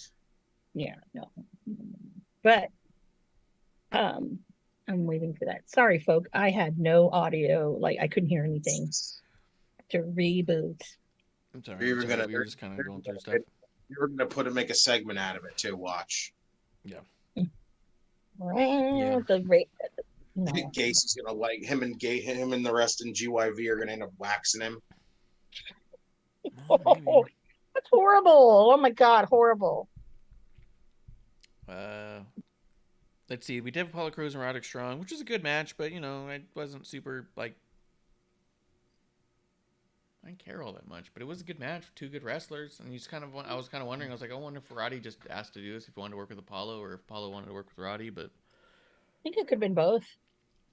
We had that weird thing with Apollo though, whereas when he was making his way out there though, where they like zoomed in on his eye, making him look like a Terminator, and he just saw himself like he saw the diamond mine just laid out, and I'm like, so what is Apollo Crews's new character? Like, is he literally just a Terminator at this point?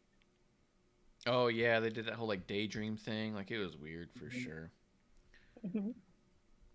Apollo Crews is a Terminator. Yeah, he's pretty much Terminator now. What did you think? Because I'm looking at it, the Santos and Tony D thing. That sit down. I've given them a lot of shit on a few of these, and I haven't liked all of these pre-tapes and stuff. This one I liked a lot. I like this one a lot. I thought the back and forth was really cool. The idea of a loser leave town kind of a match. Although I don't think it's truly loser leave town. I think if Santos loses, he leaves NXT. But he leaves the rest of the Legado behind. I know exactly. Which makes me think that if Santos wins, he can still leave but take Legado with him. Mm-hmm. So I'm kind of torn. And I even told him when I saw him on Thursday, I said, I kind of want you to lose. I'm ready to see you on the big stage. And he appreciated that and said amen to that and stuff. But I do want to see him with Legado going up there. I think, especially with Hit Row being back.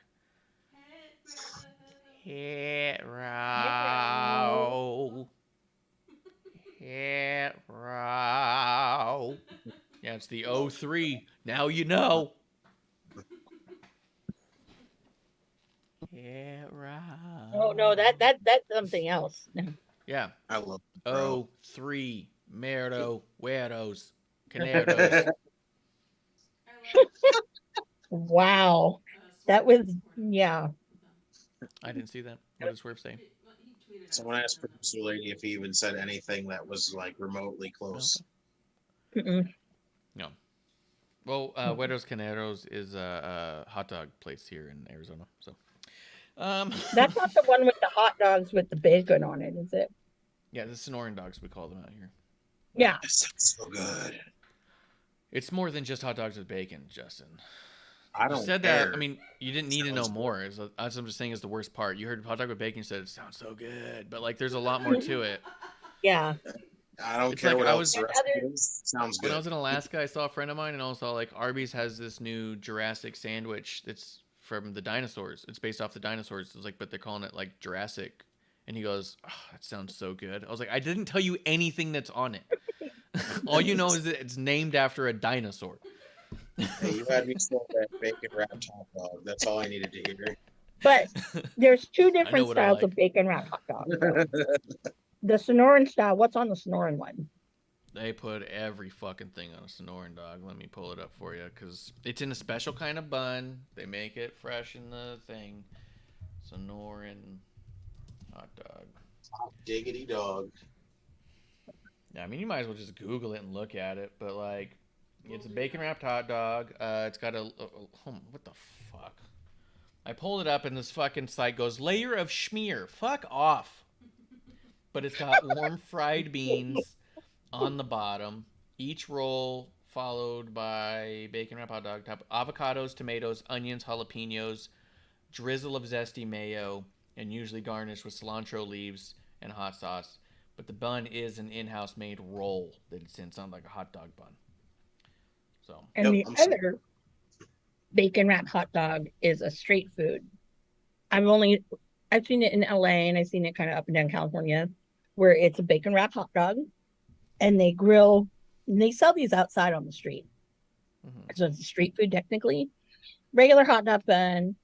They have the bacon wrapped hot dog, and then there's on the grill they have like green bell peppers, onions, and some stuff that they grill up, throw it on there.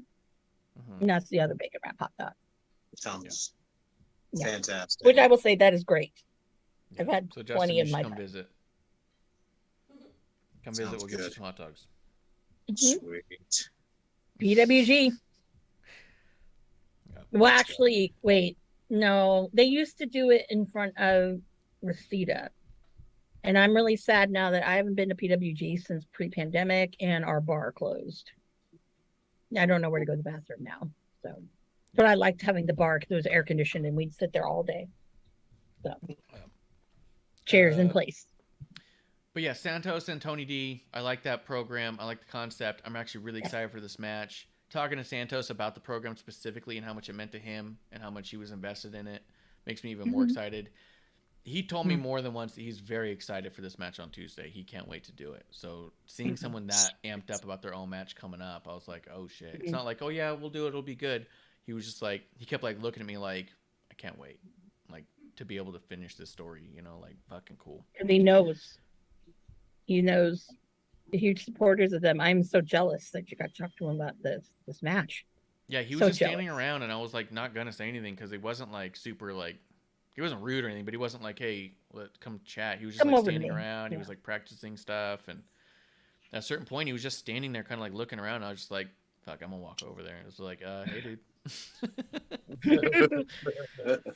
But, For sure, big fans. We're big fans. Oh yeah, for sure. Hey, Hell either yeah. way, we have the possibility of getting Legato on the main roster. So Yeah, Yeah, that's awesome. I'm excited. Uh, They're beyond ready for it. I mean, Uh-huh. either way, it's win-win. Either way, I think. Yep. yeah, You know. So. I like Katana and Caden as tag champions. They're doing their thing in the backstage Mhm. segment. That was fine. I'm into it. Mhm. Keep it moving. Anything about them you want to say about? Mm-mm. No? Mm-hmm. Oh, the Tiffany Stratton thing was pretty cool. Wendy Chu. Go ahead, Amanda. I love evil Wendy Chu. I know a lot of people really wanted her to come out as Mei Ying. May. Yeah, no, that's not happening yet. That's way too dark for Wendy to go into, like jump into that. But this evil Wendy wearing a black onesie, loving it. I still hope So it's I guess- possible she goes there though with it. I hope she does. Be really awesome. Yeah, I think that having the dark Wendy Chu with the dark onesie, I wish that they weren't bunnies on the feet. It was something else that was kind of evil. Like I little don't bears. know. No bears or ducks or something, you know. Ducks are That'd been evil. cool. What was that? What do you mean? What? I was supposed to say, wait, ducks are evil? Ducks are wait. not evil. The fuck are you talking about? Well, I'm trying to think of evil like slipper things they have. Like I don't Seagulls know. are more evil Like than sharks ducks. are more evil than ducks. Why'd you go ducks? I don't know. I forgot they have shark slippers. Okay, so sharks. Okay. Right. I think I got scarred from Shark Week, AEW Shark Week. So how the fuck did ducks come into fruition then? I don't know. Apparently the ugly Yeah, what were we duckling talking was about before that? Well, the Mighty Ducks of Anaheim. Evil. Evil. I don't know. We haven't seen the rest of them a little bit. Evil. That's evil. Mm-hmm. And it's evil. They won a Stanley Cup before my team has. So, anyways. No, that's true. Yeah. But Evil. yeah, that'll be good. Evil ducks. Chu versus Tiffany. Yeah. I I wanted her slushy to be alcoholic like mine. That'd be great. Yeah, we don't know that that'd it's be not. We know everyone else in AEW is drinking. Why can't NXT drink? Take says True. slippers like the Iron Sheik's boots. Yeah, have slippers that have the fucking little point on them. Yeah, but that's not evil, though. That's not That's evil. evil. That is evil. No. Yep. That's actually being kind of racist. Actually, let's go there. No. But It's evil pointy the only shoes. people who wear Everyone knows shoes that. like that are like genies and Middle Eastern people. You're Okay. saying No. Wendy can't grant wishes? No, I'm not Alright, saying well, that. I don't know the It doesn't ins and outs match the of- onesie. Alright. You don't But wanna if you see her have be shark slippers, female- okay, I'll agree. Sharks, You don't want to see her be a maybe- female genie from like Aladdin, like no. Yeah. No. Mhm, mhm. Next thing you're gonna be like, oh, she needs to look like Mulan. No. She does not. get down Run to away. business. That'd be so fucked up. Producer Lady is wondering, as a side note, if Tiffany Stratton is still going to do the same finishing maneuver, because Raquel's been doing a very, very similar, almost identical move on the main roster. Not as good. Maybe It's not. not as clean. I think Yeah. you'll probably see Raquel do it less than Tiffany do it less, because Raquel's got a different finishing maneuver. She just does that move as like that weird spinning off the top thing. We'll probably see Tiffany doing it. Yeah, we'll see Tiffany, I think, perfect it, and then Raquel probably will just stop. The Blade and Inofi match against Pretty Deadly, I didn't pay any attention to, so you guys have to tell me if you watched it. No. Much to it. Yeah, sorry. I I, hate think they're Pretty all four Deadly, good. so- I'm gonna be honest. I think they're all good, but I just didn't watch it. Mhm. And then we get Cameron Grimes was stopped by security and shown the door. Joe Gacy and the Schism are right there to ask where he's going. I don't remember Cameron Grimes being thrown out, but that sounds fucking dope. We'll see where that goes. Yeah. We were talking about that a little bit. Dexter, Jason James records jinking Gigi, Paulo, whatever. That's all a bunch of That toxic Self attraction vignette was really good. Was it? Yeah, I really like the fact that because now that they're still they didn't break them up or anything like that, but there's a new chapter for them. So it gave them more purpose, which I'm like, yeah, please don't break them up. I mean, they're sucking at me. I love them. Yeah. And Yeah. some I'm duo. waiting just for Mandy to drop the title so they can all show up on the main roster and wreak havoc, especially now that you have Bailey and her two. Mm-hmm. You've already got Bianca teaming up with Alexa and Asuka. I'm not saying we need a trios women's championship, but you are having factions that could start teaming up to maybe make Summer or Survivor Series very interesting.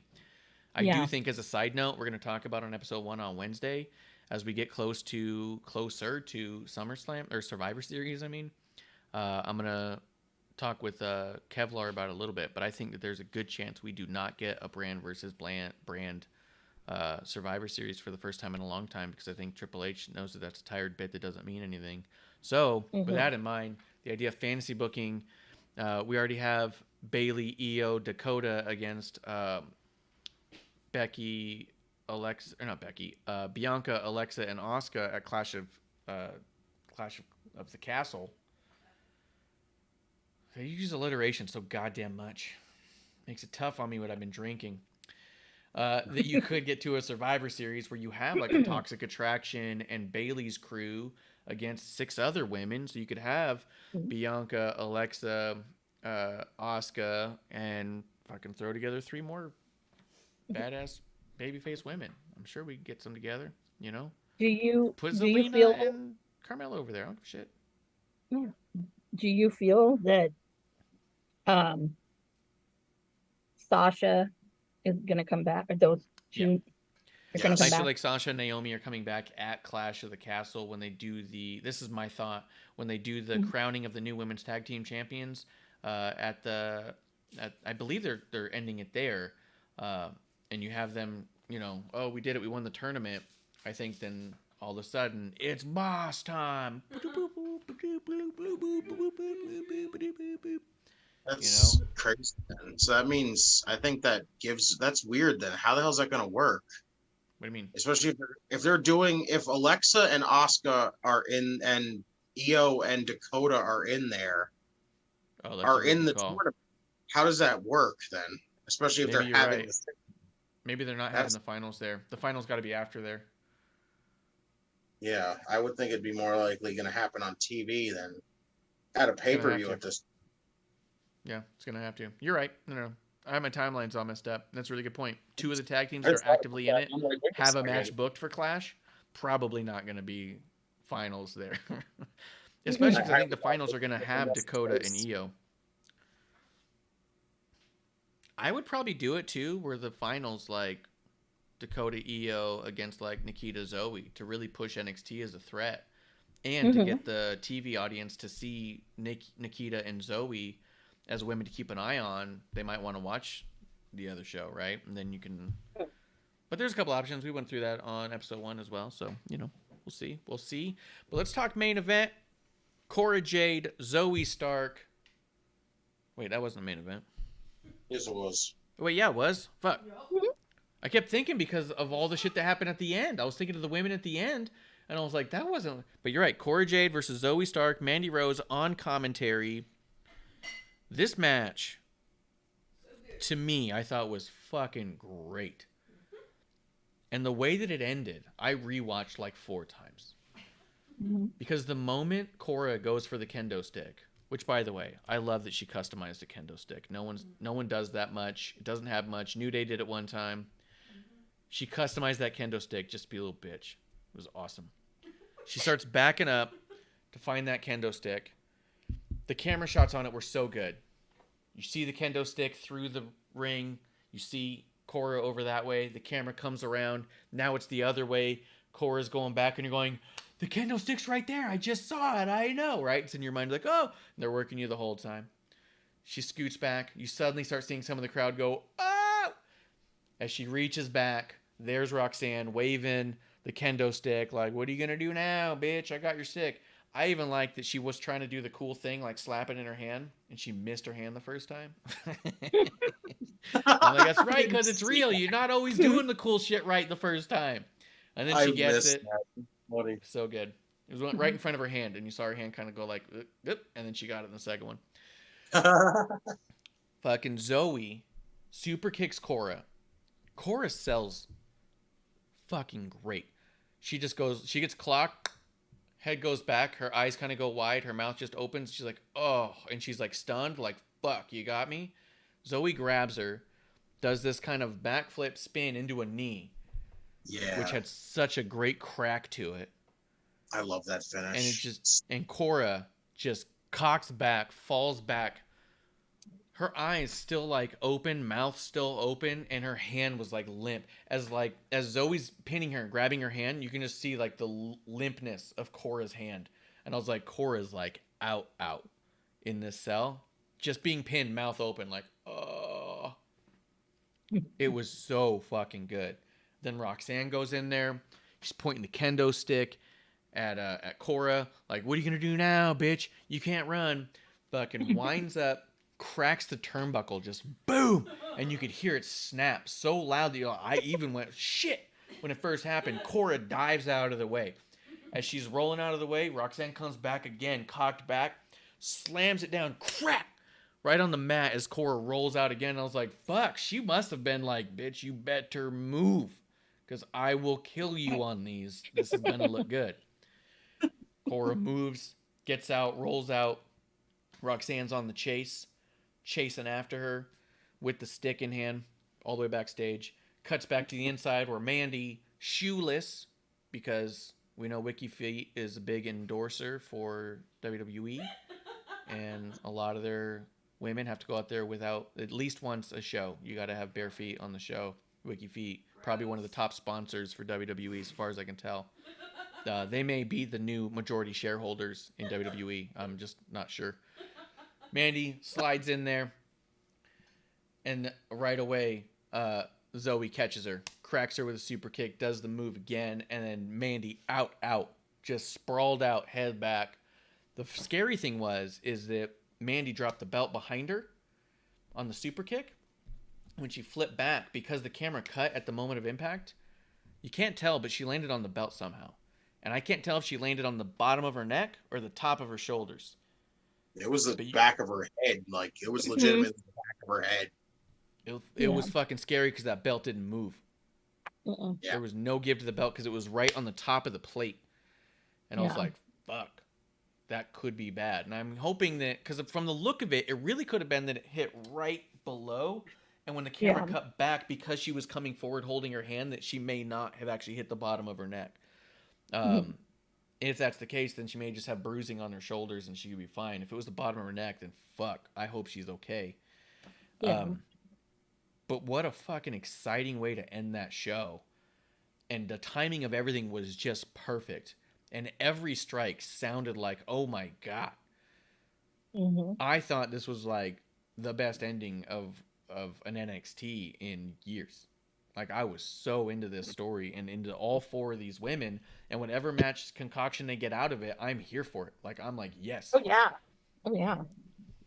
The Heatwaves, someone put up a poster of the Heatwave matches. Just looking at it, I was like, oh my God, I might be more excited for this match, or for this Heatwave. I don't know if it's a takeover or a Wednesday. I can't tell. The Wednesday. It's a Wednesday, right? I'm more Next excited for Wednesday. this than I've been almost any takeover they've had in 2 years. What was It's that, on Justin? Tuesday. It's an on NXT Tuesday. episode. It's this Tuesday. Yeah, Tuesday and Wednesday sorry. mean the same thing to me. But yeah, I'm so fucking stoked for it. Matter of fact, that poster they made, because a lot of times they'll get the pay-per-view posters, the main event posters, or even Great American Bash, and they'll have everyone on the card sign it, and they'll sell them on the shop sometimes for like $100 or so. If they put one out for Heatwave, I might actually grab that, because that's a bunch of great matches. Zoe and Mandy, Roxanne, Cora, Braun and JD McDonough. Just off the top of my head, there's more. Tony and Santos. It's going to be sick, man. It's going to be sick. Yeah. What did you guys think? I just laid out how the thing happened. Obviously, I was excited about it. I loved it. I thought utter perfection in the last 20 minutes of the show. I'll start with Amanda, and then we'll go to Justin to take us home. Amanda, what did you think of this whole scenario? That match was phenomenal. And Mandy on commentary for me was kind of gold, because there was just the right amount of ego with it, along with, kind of her, analyzing of, what was going on. I loved it. Yeah. And at least it gave poor Vic Joseph, like, after the whole shit with the Wesley match and Trick Williams, I just kind of felt for the guy the whole night. I'm like, oh, I don't think it was hard for him to recover after that. But this match, he was back to himself, because I just kind of thought, wow, yeah, this evening's been very rough for him. But I just was so impressed with, like, Cora Jade. Like, I mean, she's so young and so seasoned now. I mean, you have people who've been in it for years who can't sell like that. And that just, that's amazing, especially with women, because a lot of times women don't sell. And I think it's not because they're doing it on purpose, it's because they don't know how to. And I think that Cora can totally run a clinic on that, and it would be phenomenal. Roxanne's the same way too. Zoe Stark, sometimes it's kind of, she sells sometimes, but not as much as she should. And I think that it got me very excited for all four of those matches, the four of them in those two matches. It's got me excited for that. Got me excited for any aftermath there's going to be, because I know this is a good quality program. So the one match I missed was Carmelo Hayes and Giovanni Vinci, but can sort of see the poster they made for it. It's so badass. Yeah, it looks so good. So good. That is I good. see my heart-shaped ring light in that too. So you're welcome. I was gonna say there's a heart on there. Yeah. How apropos. So Justin, what'd you think? So yeah, main event definitely better than I expected. Like, I went into it with just like very little going into it, because I'm like, especially with the Cora stuff, like the her and Roxanne match really has nothing, like, any interest for me, really. Like, to me, that whole I'm sorry, that whole heel turn ruined it right off the bat for me. Like, I have zero heel turn for sure. Yeah, like it gave me no reason to care for it. Like, so there's one match immediately that I was just like, yeah, like, the story ain't doing it for me, and I don't know how well the match is going to go for me to actually really want to like get that invested into it. So that was one right off the table. I want Zoe to take that title so bad because I've not really been invested in Mandy Rose. I'm not crazy for Toxic Attraction, really.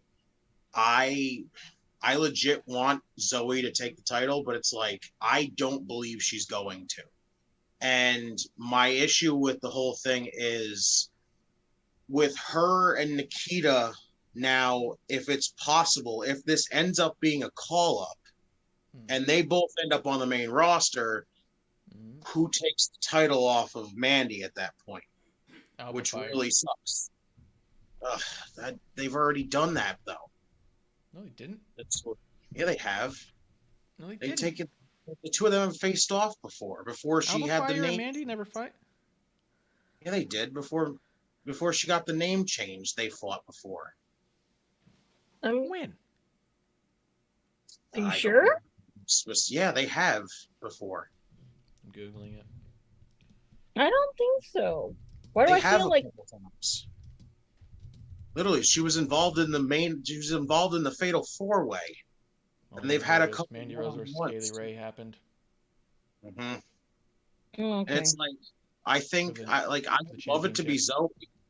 Matter of fact, it was right before the name change. It was what caused her to change her name. So even better. She lost and had to go reinvent herself entirely. Perfect to come back and redeem yourself by beating the shit out of Mandy Rose and her damn donuts and getting that title. Like I would love for it to be Zoe, but if it wasn't going to be Zoe, I would have. I honestly still believe it would have been Nikita. But if Nikita and Zoe both go up, then I legit don't know who takes the title. Like, I don't see it being Alba Fire. I don't see it being anybody else. The only person that came to mind was Cora, so they could try to spice up the whole Cora and Roxanne thing. Because I honestly don't believe this match that they have at Heatwave is going to be the only match they have. And it's like, I don't really think them involving the title really is going to do it, like, to make me want to really invest in that feud right now. Like, I feel like they've done a lot to make me kind of just take myself out of it. And it's like, I don't know. Like, I'm over Mandy and I want her to lose the title. I think it's been long enough.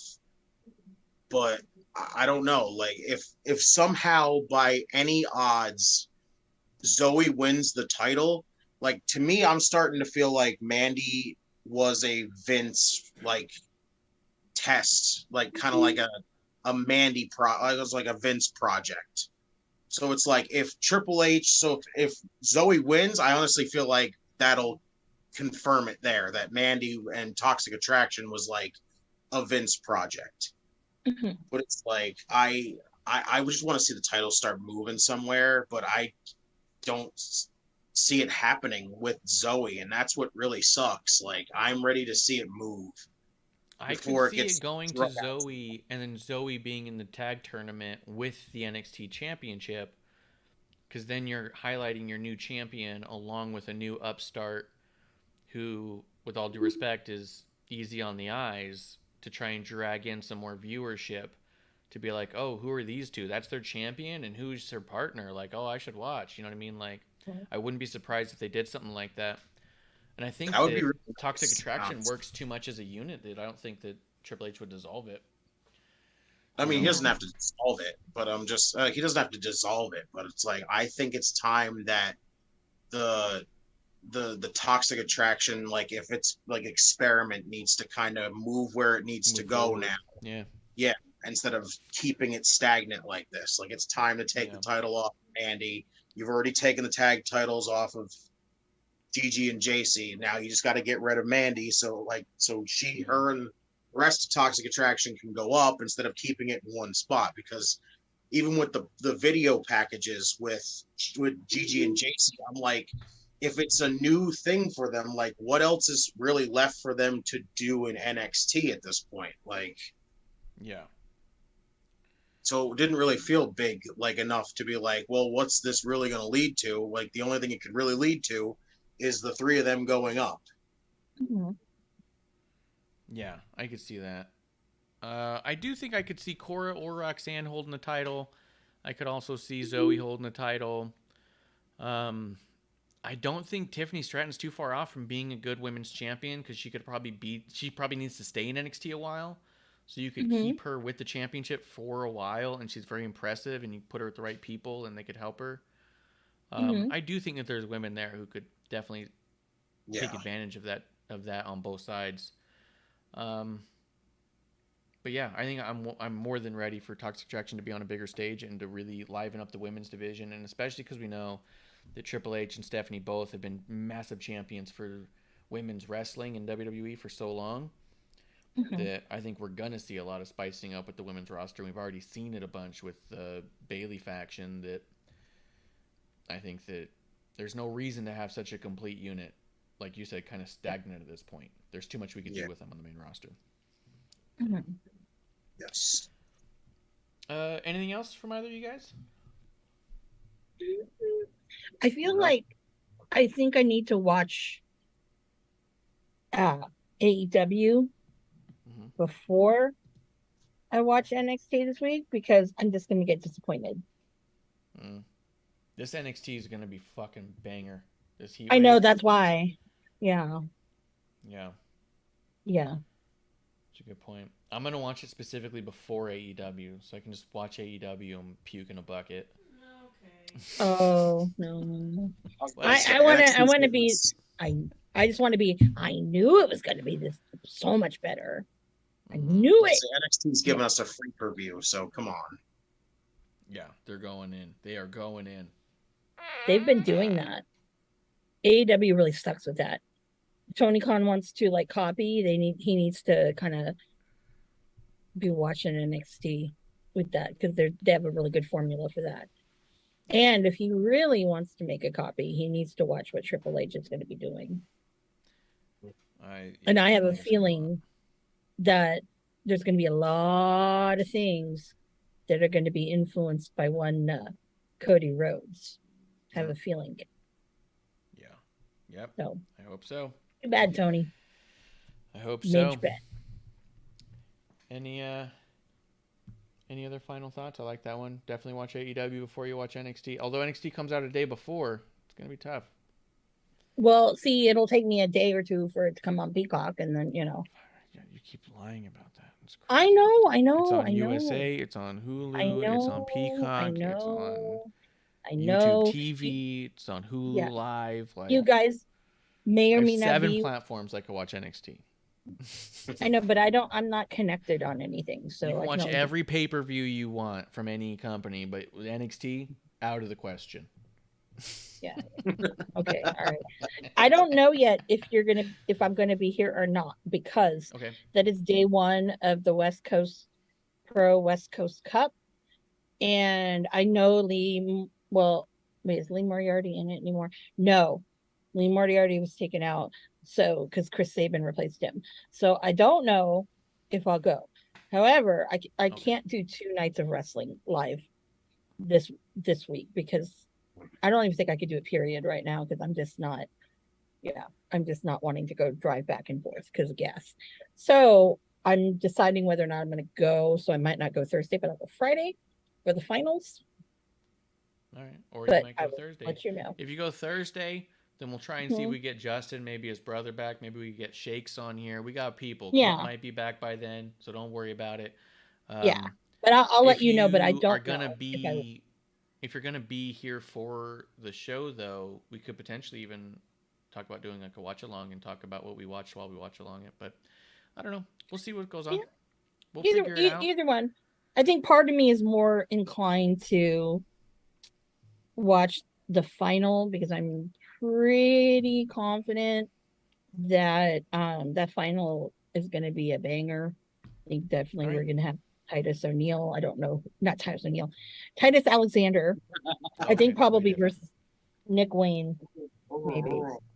So I'm hoping, and I think they'll give it to the Future franchise, and people will boo, but whatever. All right. Is Well, what we'll it talk is. about that next week. Justin, you want to tell people where they can find you and your brother ranting and raving and carrying on? You can find us only on Twitter You can follow me at JustinTime211.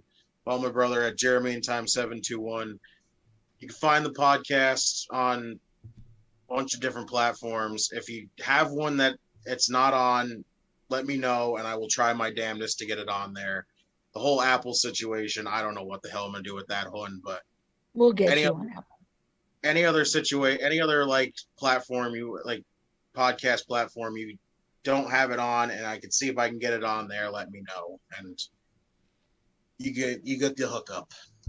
Yep. You can find Amanda Jayne at MsAmandaJayne on Twitter. I'm at Ref Marsh. Oh, what are you about to say, Amanda? I was gonna say, if you guys think that you're cute and will snitch tag me over to Ocean Spray, don't worry. He knows I hate him. Hell, the whole world knows I hate him. Yeah, But no secret. if you try to add me to him, I'm blocked, and he's blocked. So Oof. Perfect. just letting you know. Perfect. I'm at Ref Marsh. We're at WTR the show. And guys, we're going to be back on time this coming up week for episode 1, followed by a Thursday night chaser episode 1. Finally back, and hopefully everything's going to be running a lot more smoothly. May have big announcements down the line, so stay tuned. Right here in the dive bar of the IWC. Guys, that's the last call. Cheers. Here's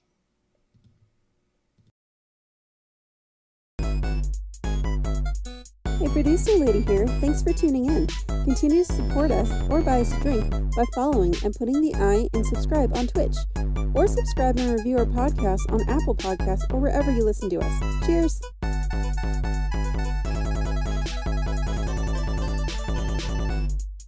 I would never have a drink with Wrestling on the Rocks.